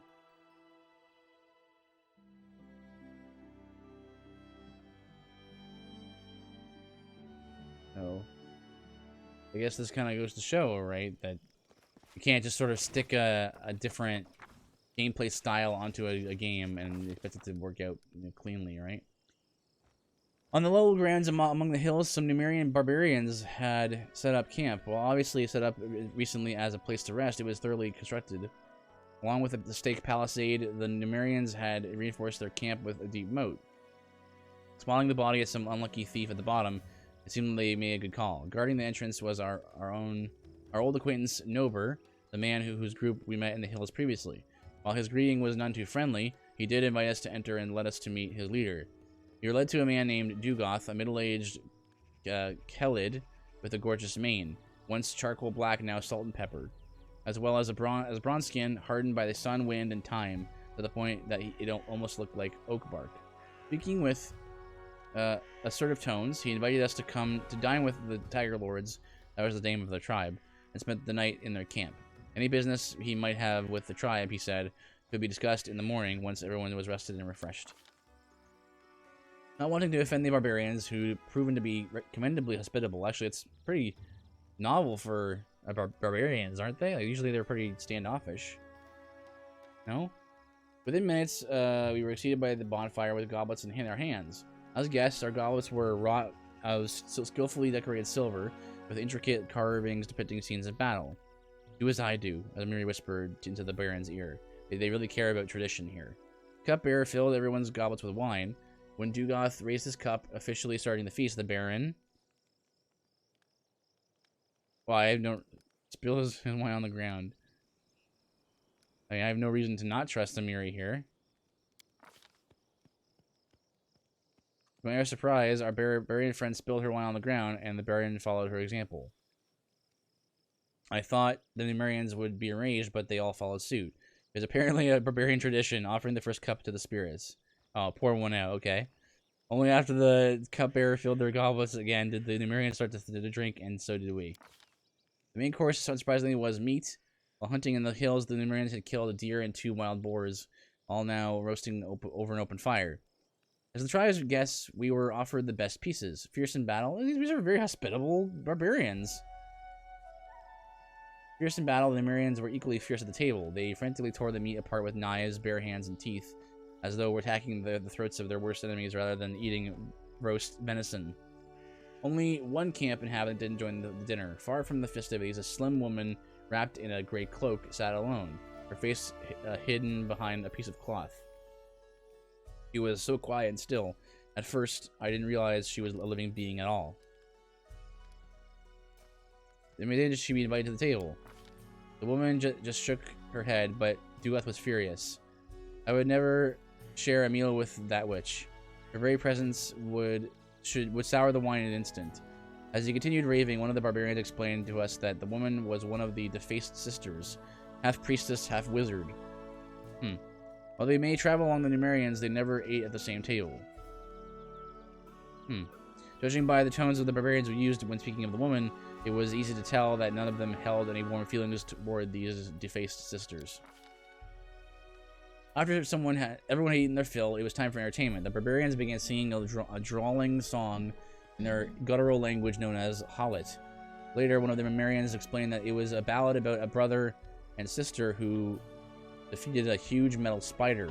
The song that followed was a comedic piece about the adventures of a stupid werewolf. The Numerians all sang it together. It was clear that each of them knew that one by heart. Almost everybody clapped to the rhythm, though some thumped their knife handles on their shields. And our half-orc acquaintance, Bolga, oh, she was there too, accompanied the song on a vargan.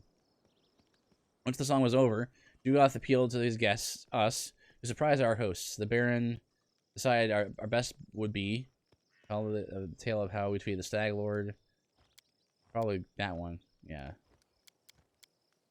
Although athletics are pretty good, actually. Same amount. Let's do diplomacy. Oops. Nope. Oh, we have to pick a person. Our tale of battle and heroic deeds was just what the barbarians were looking for. They listened eagerly, chimed in on each detail, and laughed and clapped at the most epic moments. Even Dugoth himself was found smiling nodding as he listened to our story. Finally, the drinking and singing came to an end. Only bones remained from the feast, and the bonfire had burned down to ashes. Satisfied, the Numerians retired to their tents. Okay, well, that's pretty good. I beg you, I haven't seen my sisters for several days. I'm afraid they may be in trouble. Okay. You have this. This whole land is nothing but trouble. You want me to risk my life and the lives of my people to do your dirty work? Accent. Go ahead. Ask Armagh to give the order. Oh, but Armagh stayed back in Numeria, which means I am the one making decisions here. But what about my sisters? Something terrible could happen to them. You sisters insisted on this expedition. Expedition. So it's your price to pay. With your blood. What accent is this guy trying to do? Something terrible could happen, you say? It is too late for that. We already lost good men on this pointless journey to nowhere. Whatever Armagh needs, it's not here, and it wasn't here from the start. But you didn't come here for him, did you? You came for your own reasons. You want some magic toy that once belonged to the ancient Cyclops. Well, I'm not leading my men to their deaths for that. But that's probably the thing he's looking for. To God. This conversation is over. You want help? Why not ask our guests to help you? If you can afford their rates, that is. As for me, my single remaining goal is to get my people home alive, and well, and as soon as possible. As possible. The woman leaves, sobbing. Duoth turns to you. Good morning.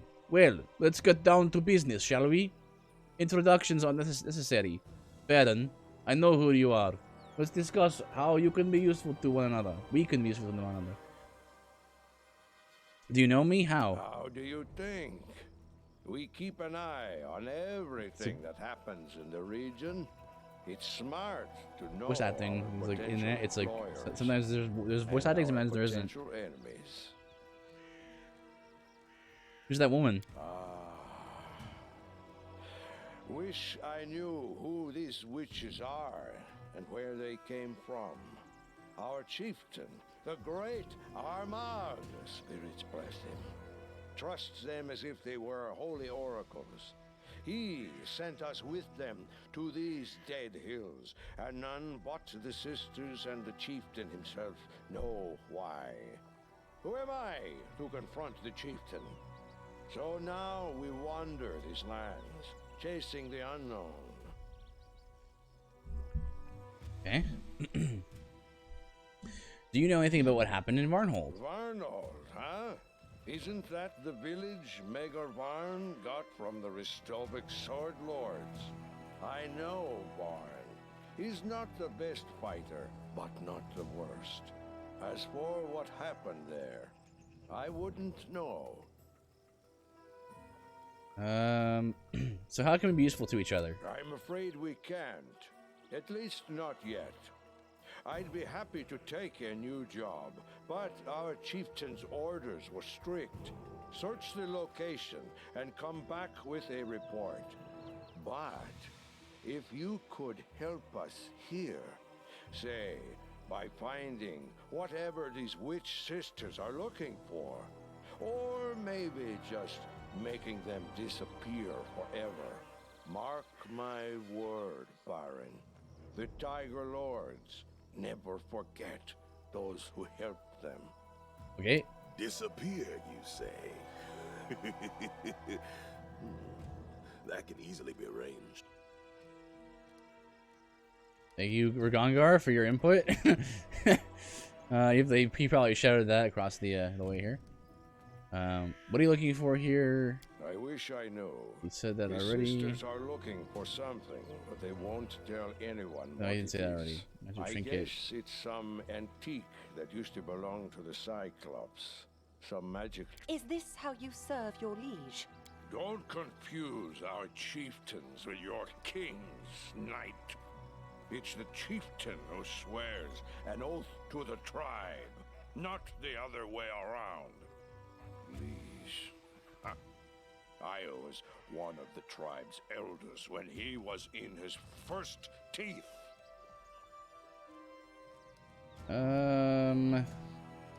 Okay.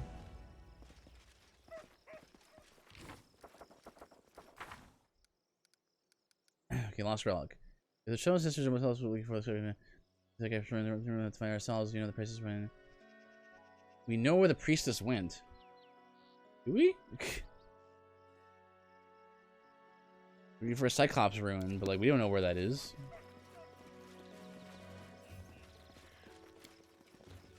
You, our guest. The Baron, am I right? I'm sorry you witnessed that unpleasant scene. If I may ask, what is your name? I can still tell her my name.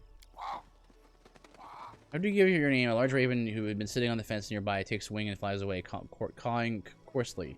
Nice to meet you, Baron. All right, well, I have no name. that's suspicious. I've rejected it to serve benevolent powers.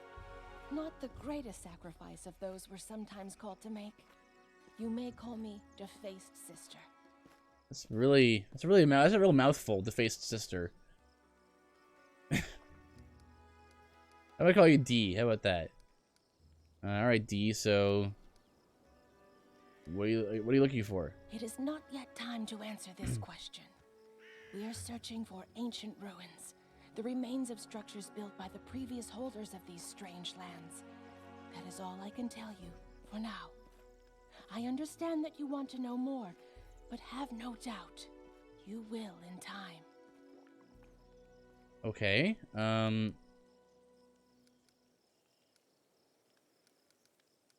Who are you? I am one of those who call themselves the Defaced Sisters. We've rejected our names and our faces in service to benevolent spirits. I'm sorry that I cannot reveal our true destiny to you yet, but believe me when I say our mission is extremely important. Not just for us, not just for the tribe, but for the entire world. Speaking riddles. Don't be wary of riddles. Those wise enough to solve them eventually learn much more than those who always seek straight answers. What were you and Dugoth arguing My about? sisters. They each went out on their own quests and never returned. Not one of the three. I can understand Dugoth. He doesn't trust us. But by refusing to help my sisters and me, he puts himself, his people, countless innocent souls in grave danger. If only I could soften his impertinent heart. Impertinent? That's not the way she said. She said impenitent. How is this possible? Doesn't this army know any kind of order or discipline? How do they manage to even fight in such chaos? Let's see. You have any idea where your sisters might Do be? you have a map? I can There we go. provide you some direction. One of my sisters went to the Sepulchre of Forgotten Heroes. Another Good name. went looking for the Forsaken Mound. And the third was going to visit the ruins Yeah, of the I'm not city feeling of the Hollow Eyes. those last two places. I won't lie. These places are all very dangerous. But searching for lost truth always involves danger. If in your Gotta go. travels you meet my sisters, please help them, and I will help you in return. Remember this word, Gahab. That is what the previous inhabitants of these lands, the Cyclopses, called darkness they so worshipped. If a door shut and lockless bars your path, this word might be your key. May kind spirits guide you in your travels. Go, go, go.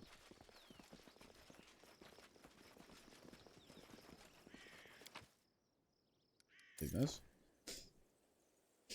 Okay. We have leads. We have leads. Just follow the leads.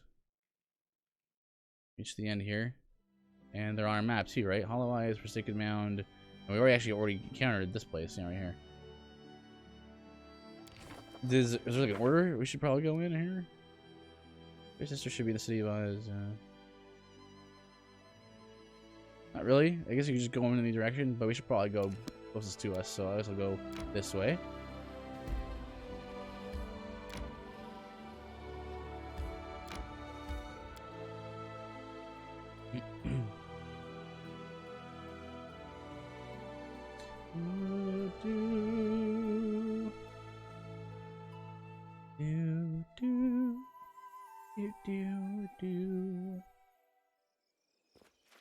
Okay. Alright. Everyone stop what you're doing. Whatever nefarious things you're doing right now. Barbarian is running over here. Deal with Cyclopses? Zombie Cyclopses.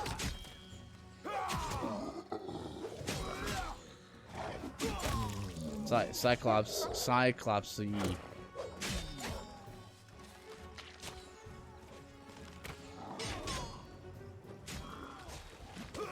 Oh, music.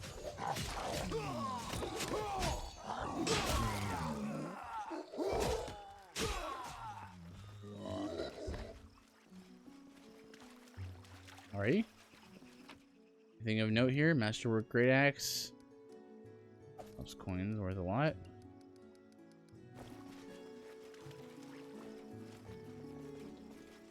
Barbarian, Hilla.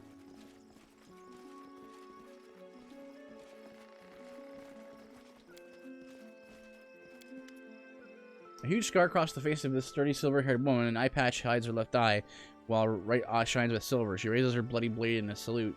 You came just in time. We owe you one. Who are you? Are you an Aasimar? That's a weird question to ask right away. Okay.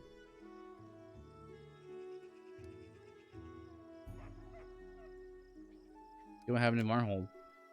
No idea. Varnad's a weakling. I used to knock him flat on his back. All his folks too. You want real fighters? You go for Numerians. Who are you? I'm Hilla, the Tooth Grinder, from the Tiger Lord's tribe. This is my war party. We're here fighting things, as you can see. What are you doing here? Fighting things. Dugoth sent me. What? Why? He didn't really, but does the only thing I think we can handle ourselves, huh? Well, to be honest, we really did help us. How about helping with one more thing? Here's the deal. We came with one of the witches to look for some trash in the tomb. We set camp, and the sister took some of the people to the ruins around dawn. Never came back. Instead, these zombie cyclopses started crawling out on us from all over the place. Fun day, huh? Pay in gold deal. Great. Just head on over northward.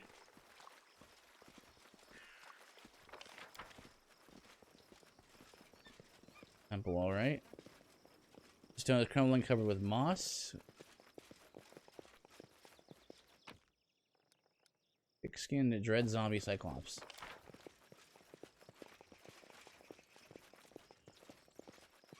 Oh, it's not even like a temple.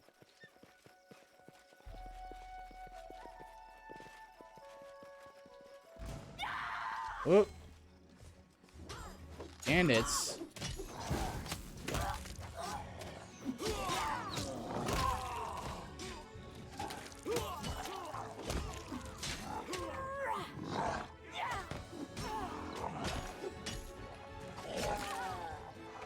sorry, man. You started it.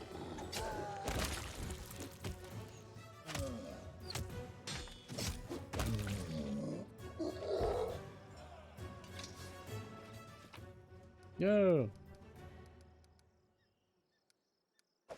It's pretty. Wait there.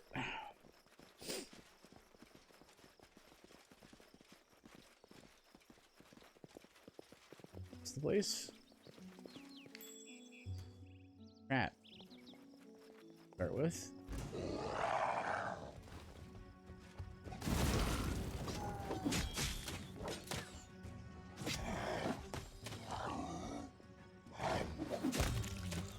Nice. Ew.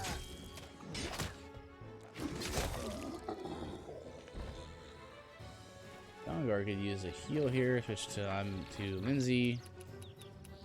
Got some of the moderate cure wounds here. Yes. There you go.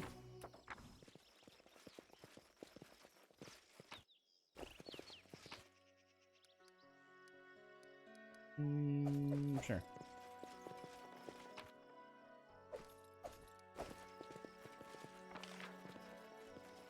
Still nothing over here.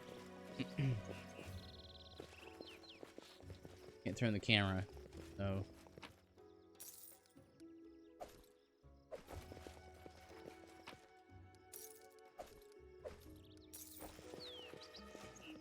We're here. Over here. The brain was removed.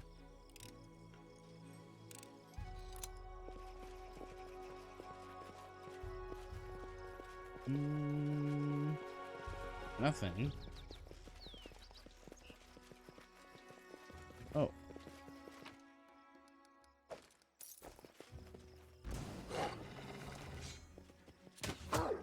What are these? Wolves? Alpha Warg.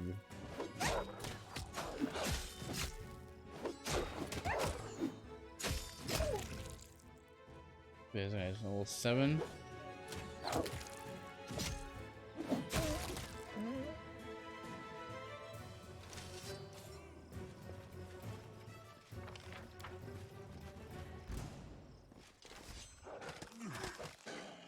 Holy cow!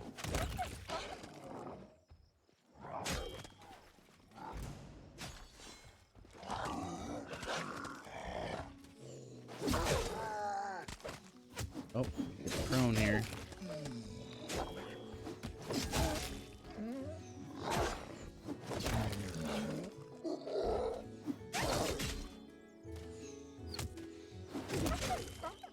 And stab, yep. Get poked on. Okay, so the temple definitely seems to be this way.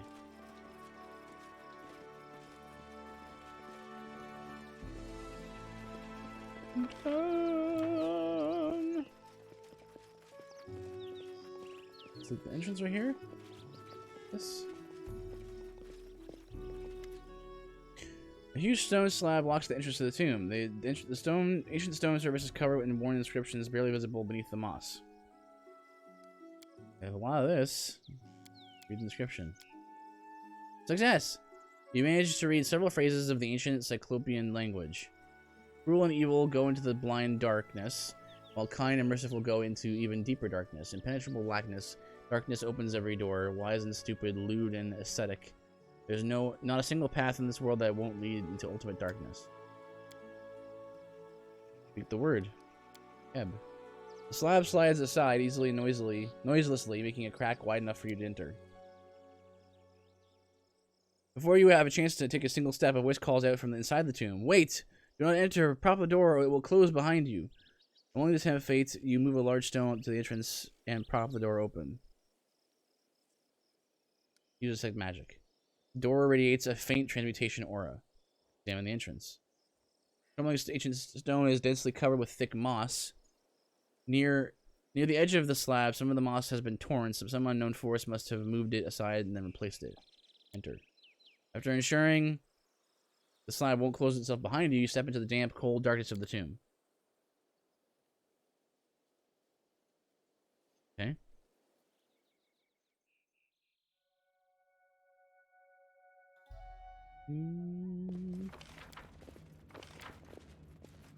Oh, hello. The only breathing creature in the ancient tomb is a miniature woman wrapped in a gray cloak. She looks like a ghost herself. So get away alive. You can really just be a murder hobo in this game. What are you doing here? Same as you, searching for the truth. Your voice is the same. Brought me here and opened the door before me. I didn't know it would slam shut behind my back. If fate didn't bring you here right after me, I would soon fall asleep beside the owners of this tomb. Maybe such fate would have been for the best. Miriam, you're weird. Who are you? I'm one of the defaced sisters, a humble servant of benevolent spirits. No words can express my gratitude for saving me. You know what happened in Varnhold? Varnhold. I don't know much about the place, but ice-cold winds of ill fate blow over it. If my sisters are still alive, we can tell you more together. Alright. What is this place? Once, Cyclopses used to own these lands, but their race was doomed to extinction. Their fortresses and palaces crumbled into dust, and only tombs remain. Your sister sent me. They're waiting for you at camp. Thank you. I was afraid I'd never see her again. Let benevolent spirits guide you on your path. Let them help you, just like you helped me. Gives a bow and leaves.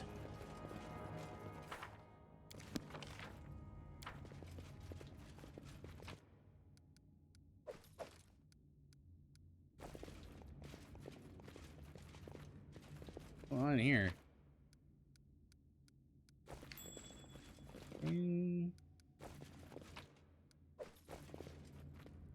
Here is full of sealed clay jars, which do with eternal organs.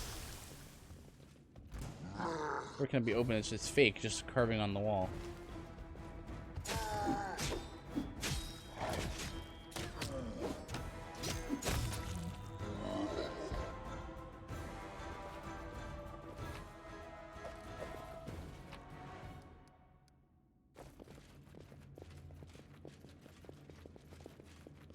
Alright, so I guess that's just a small little thing right there.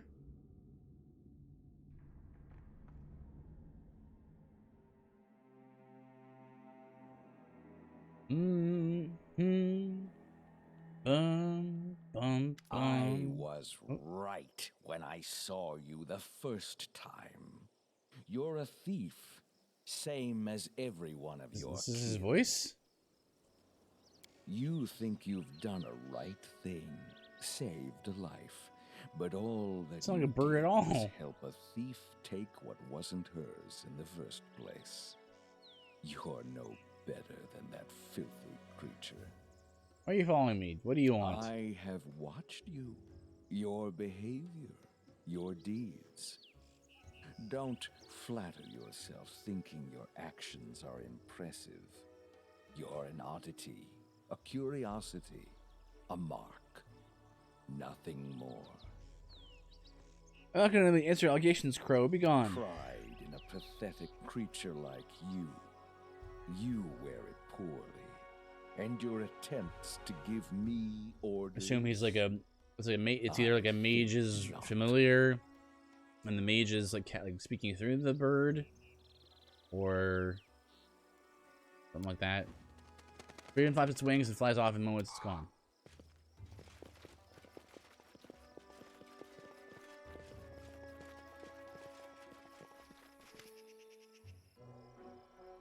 Two Cyclops are having a heated dispute in their rough language. They stomp their feet, pound their chests, sputter, and pay absolutely no attention to anything else around them, yourself included. But I decipher their speech. Success. You managed to make out some of the Cyclops' speech. Mine, not yours. The Cyclops is yelling and shaking his fist. I saw first. Go away. You go away. I'm not giving it up. Move closer. Cyclops has turned to you, furrowing their bushy brows. Hey, you insect. What are you doing? Get out of here before we step on you. Use detect magic. Stone radiates a powerful enchantment aura. Use the spell magic. You know, I don't really need this rock. You can have it. Me? Why would I want it? You take it if you want it. If you want. I'm not going to drag the stupid stone around. Brother, all this arguing has made me hungry. Looking at you, the Cyclops licked their lips and began moving forward. Well, I was going to kill them anyway.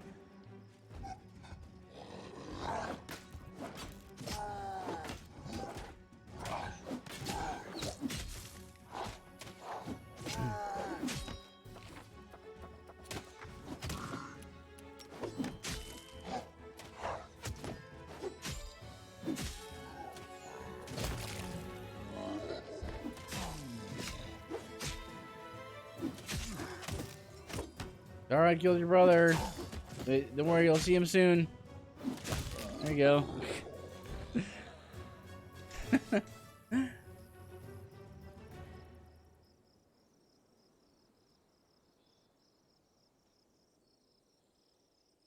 So my controller starts to work again.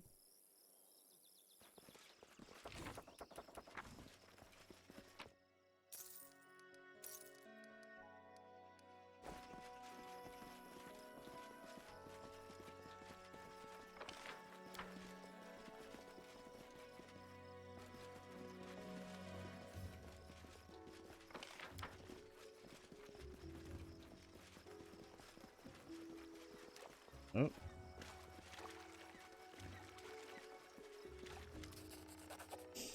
Oh, there you are. Good job. A shame the rest of the group is gone, but at least the witch is intact. Here, for your trouble. We should leave now. Visit our camps in time. We'll share a drink. Excellent.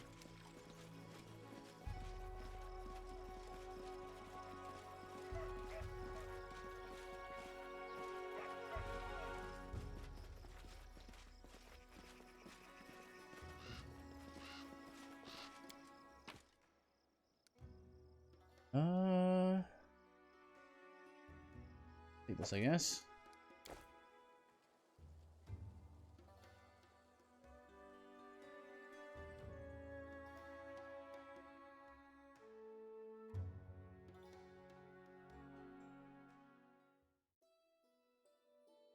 Right. Oh, Lindsay leveled up. 10 now, isn't she? Yeah. Go, and these. There we go. Yes.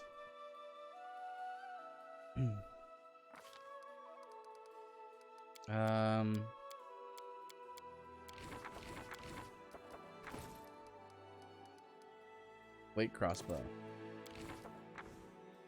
I don't know. I never know what to pick when it comes to these feats, man.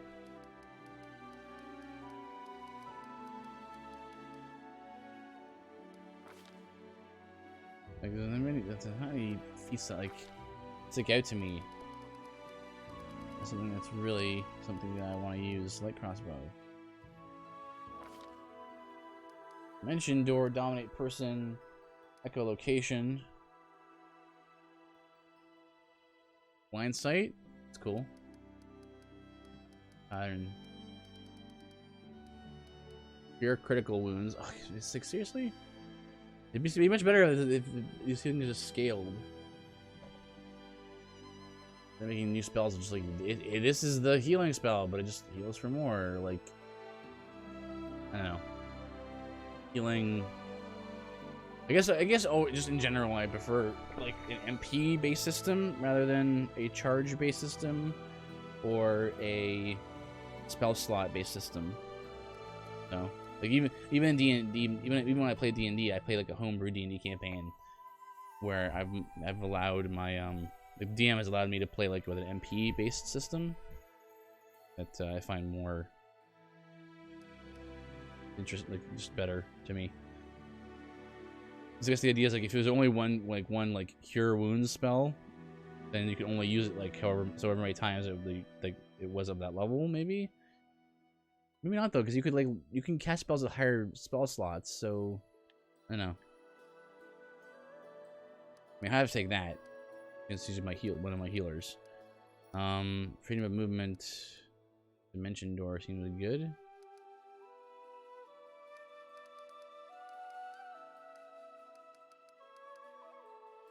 Shout. Let's take shout. No, because I'm mostly a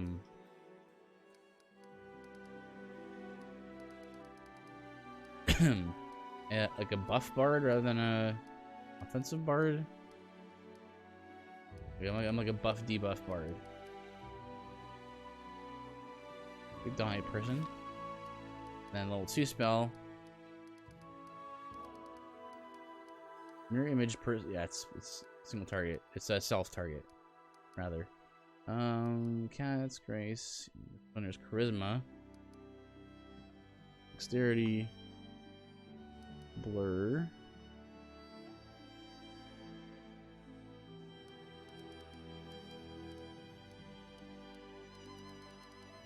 Big blur.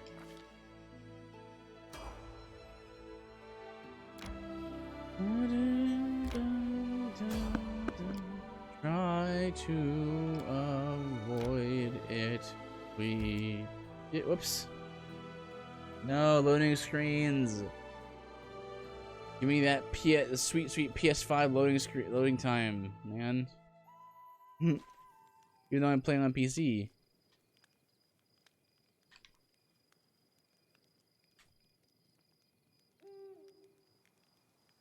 Come on.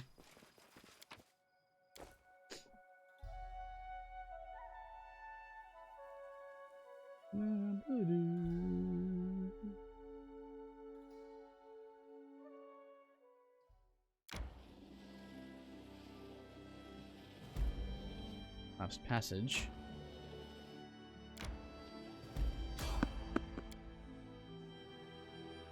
Need.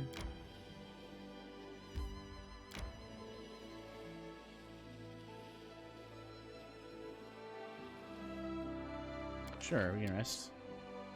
You're such a...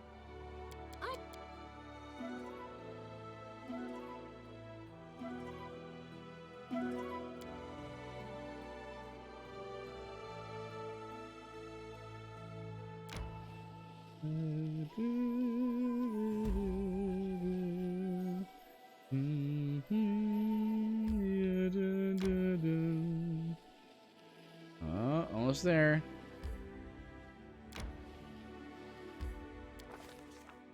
The tomb, built within the hollowed rocks by ancient cyclopses, was safely hidden from casual searches. The path to it was skillfully concealed by lush vegetation. If we hadn't known exactly where to look, we would have passed it by, never even suspecting it was there. We probably, even if we had gone over here, we probably wouldn't be able to see it unless she told us about it. The entrance was covered with a huge stone slab that seemed to merge with the stone wall, but disheveled bushes and torn ivy shoots implied that it had been recently moved. We said the word given us by the Fae Sisters. Kleb means darkness. It is an ancient forgotten word from an ancient forgotten language, with a time-bleached bone from some unknown beast out of in the wilderness. After speaking the word, the stone slab moved smoothly, and almost soundlessly moved aside, opening the entrance to the damp, musty darkness. To avoid being trapped inside, we propped the door open with a large stone, which proved a smart decision. As soon as we stepped inside, the door shuttered and tried to close behind us, but the stone kept it in place. That's good. I wonder if we did that because I went to the place first, like the first place that I went to first. Behind the door was a spacious corridor, obviously built for creatures much larger than humans. The air smelled damp, and the stone walls, decorated with bas reliefs and carvings, were completely covered with a disgusting, oily mold. 13 lore, 16 perception. Yeah, it seems good. Get recorded for traps? Yes. Humans and traps are always coming as a pair, like ink and pen, or barbarians with rage, or officials with bribes. The tomb was no exception. Sure, there weren't any pressure plates on the floor, or bundles of stones waiting to fall on our heads, but under the layer of mold was a hidden magic sign, the kind you shouldn't look at. When we finished our search, we carefully examined the mold on the walls. Success! Yay! There's a good chance I wouldn't have won that, would have gotten that one. Sometimes the fungus in the dungeon proves more dangerous than any monster. So many adventurers suffocated on poisonous spores, got burned, or were disintegrated on the spot just because they never thought to open a botany textbook. Fortunately, the mold in this tomb, though sticky, smelly, and disgusting, was completely harmless. Armed with this knowledge, we checked for the quarter for magic. Hidden beneath a layer of mold on the wall, something shone bright through a magical vision, radiating a strong necromantic aura. Hello, Liam. Welcome. How was your day? Pretty good. Pretty uneventful. I'm tired right now. I can feel it. I'm getting sleepy, but I'm good. How are you, Liam? How was your day? So yeah, radiating a strong magnetic aura. It was most certainly a magical trap, like one of those signs you shouldn't look at. So taking that into account, we tried to clean them all off the walls. We carefully scraped the mold from the walls. It didn't mind. It was one of those completely harmless kinds of mold. Nothing like some of the poisonous, acidic, or gods know what else mold species you sometimes find. Me too. I was busy. I had work, but it was good. Nice. What are you doing now? Are you gonna unwind with some games? One of those, beneath the mold, we found text carved into the wall in distinct, clear, visible letters from with some unknown language. Of course, we stayed well away from the patch we found that was hiding a magic symbol. When we finished our work, well, just pretty good. Despite the mold, the carvings on the stone walls were well preserved. Text said, "Animal has 2 eyes, man has 1. Deity has none, for lives in darkness. Darkness contains all answers, opens all doors, finishes all paths." Such jolly fellows, these ancient Cyclops. So move through the corridor. I put some Hearthstone in the chest. Oh, nice. Right. You play chess, don't you? Do you know Harlem Knight? I know Harlem Knight's is a pretty he plays chess pretty frequently on his streams. A huge sarcophagus was placed in the middle of the burial chamber, its lid lying on the floor nearby. Inside was a gigantic skeleton. Its skull stared hollowly with its single huge eye socket, and its bony fingers were clenched around a small brass incense burner that looked like a one-eyed skull. Near the sarcophagus was the slim figure of a woman wrapped in a gray cloak. She wasn't breathing, and it didn't take much looking to discover her cause of death. Cyclopses had left a nasty surprise for anyone who dared to come to rob their graves. Near the skeleton's hand was a magical symbol of death, carved directly into the sarcophagus's surface. It must have killed the sister the instant she opened the lid. Luckily for us, it was a single-use trap. Knowledge Arcana, 25, 17. Well, I'll try the knowledge one first. Success. When we removed the cloth from the dead woman's face, we suspended a chill down our spine. She literally had no face. Instead, there was a rough gray surface, looking something like a roughly made clay mask. 2 holes instead of eyes, a hole instead of a nose, a crack instead of a mouth. What the heck? He became the community. I don't want to check him out. Yeah, he's a good guy.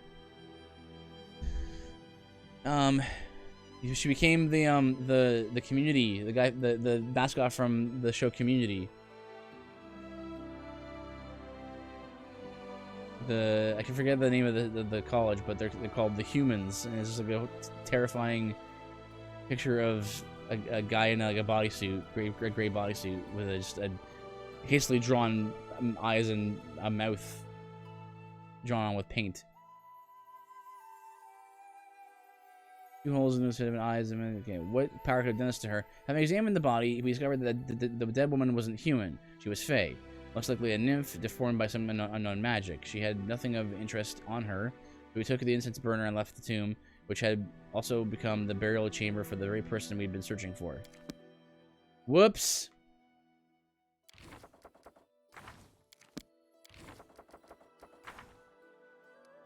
Okay, so there's that.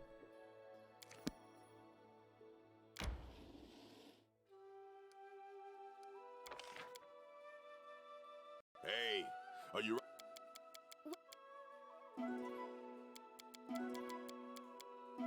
Good ink.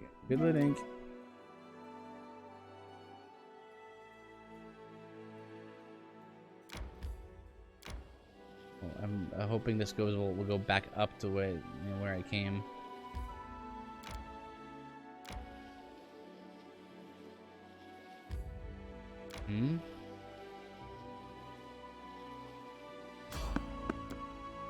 Try to avoid. Try to hide. Yeah, we'll need.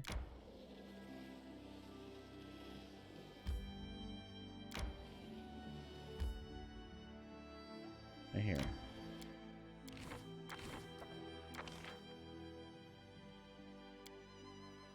Lindsay, got any grub? Nice. But Tiger Rat...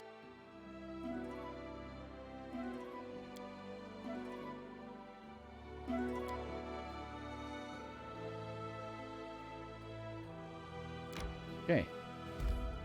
Everyone.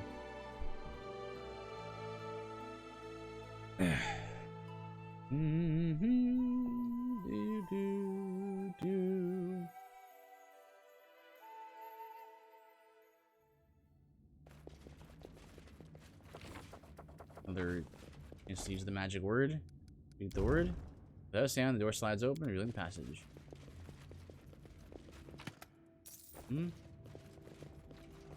Knowledge.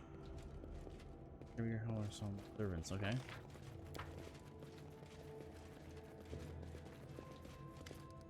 A barbarian sits leaning against the wall, surrounded by dead bodies. He seems to be barely alive. His entire face is a bloody wound, entire scraps of skin dangling from it. Ooh.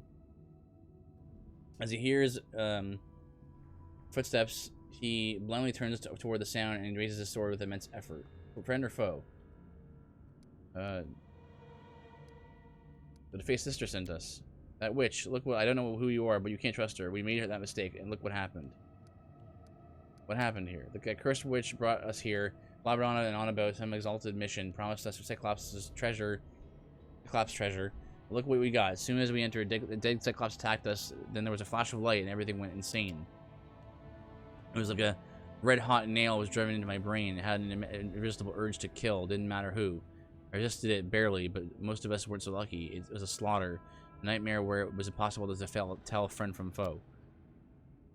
We tried to retreat, but they followed. One grabbed my head and squeezed, almost cracked me open like a walnut. My eyes. Last thing I saw was his fingers. If Varha hadn't chopped off his hand and dragged me out of there, I'd be dead already. She slammed the door right on their noses. Oh, Varha, haven't heard from her for a while. Probably dead now. Nice treasure hunting trip we had, huh? So many good warriors left to meet Gorum before their time, all thanks to that witch, when I grabbed my hands on her. That's right. With all those Cyclops around, you really have to keep your eyes peeled, haha.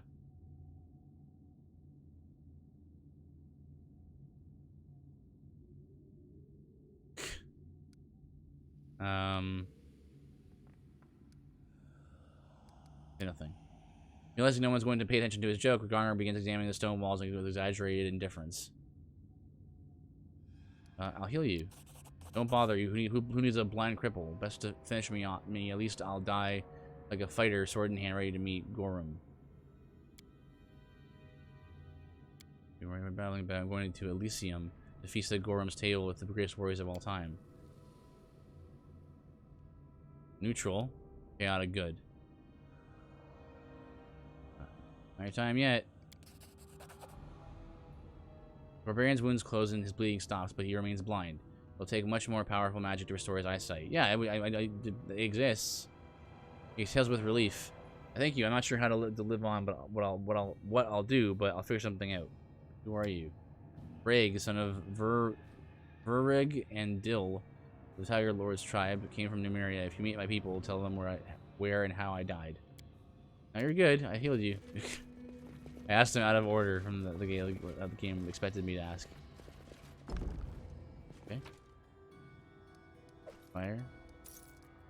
Earthbreaker. It sounded like a named thing, so I was excited. I was interested in it. Broken body of a barbarian woman lies near the floor panel with that opens the door. She probably died recently, probably from massive blood loss.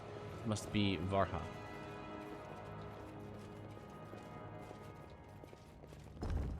Hear the sound of a door opening close by, yeah. Lots.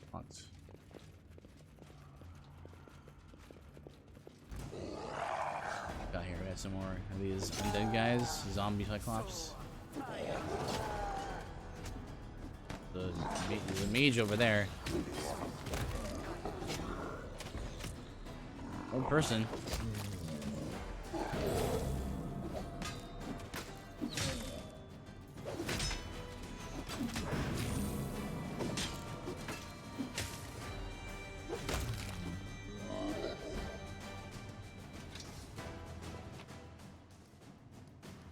These. Let's plate. Oh, where's buckle?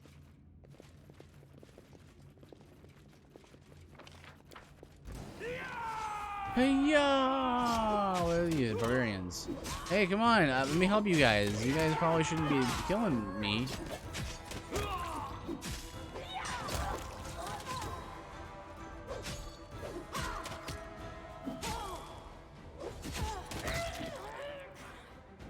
But okay, if you insist.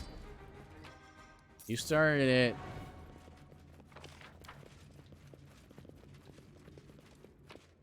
Oh, gold.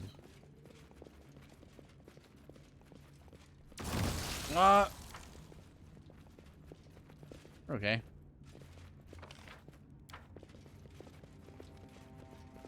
My door is.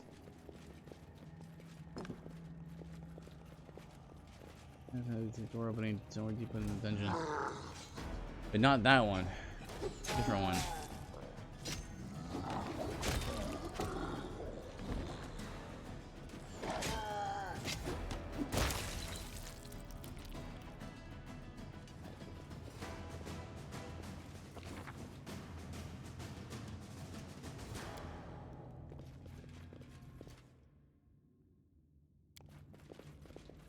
in that.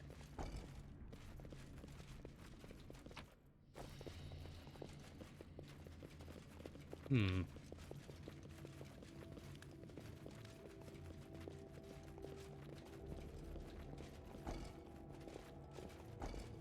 Hmm.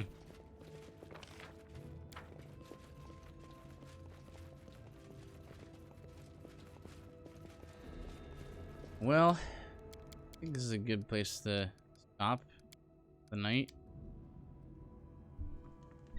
We're gonna finish this dungeon next time, and trying to get through the main quest of the game here. Only there was all that issue with the disease or whatever, so that's good.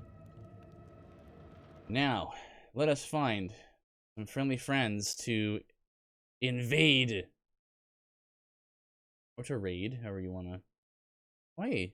Hyrule Warriors Age of Calamity is apparently out now. Didn't even notice. Let's throw it over to Retro. So there's someone else is streaming. Yeah. Let me refresh the things here.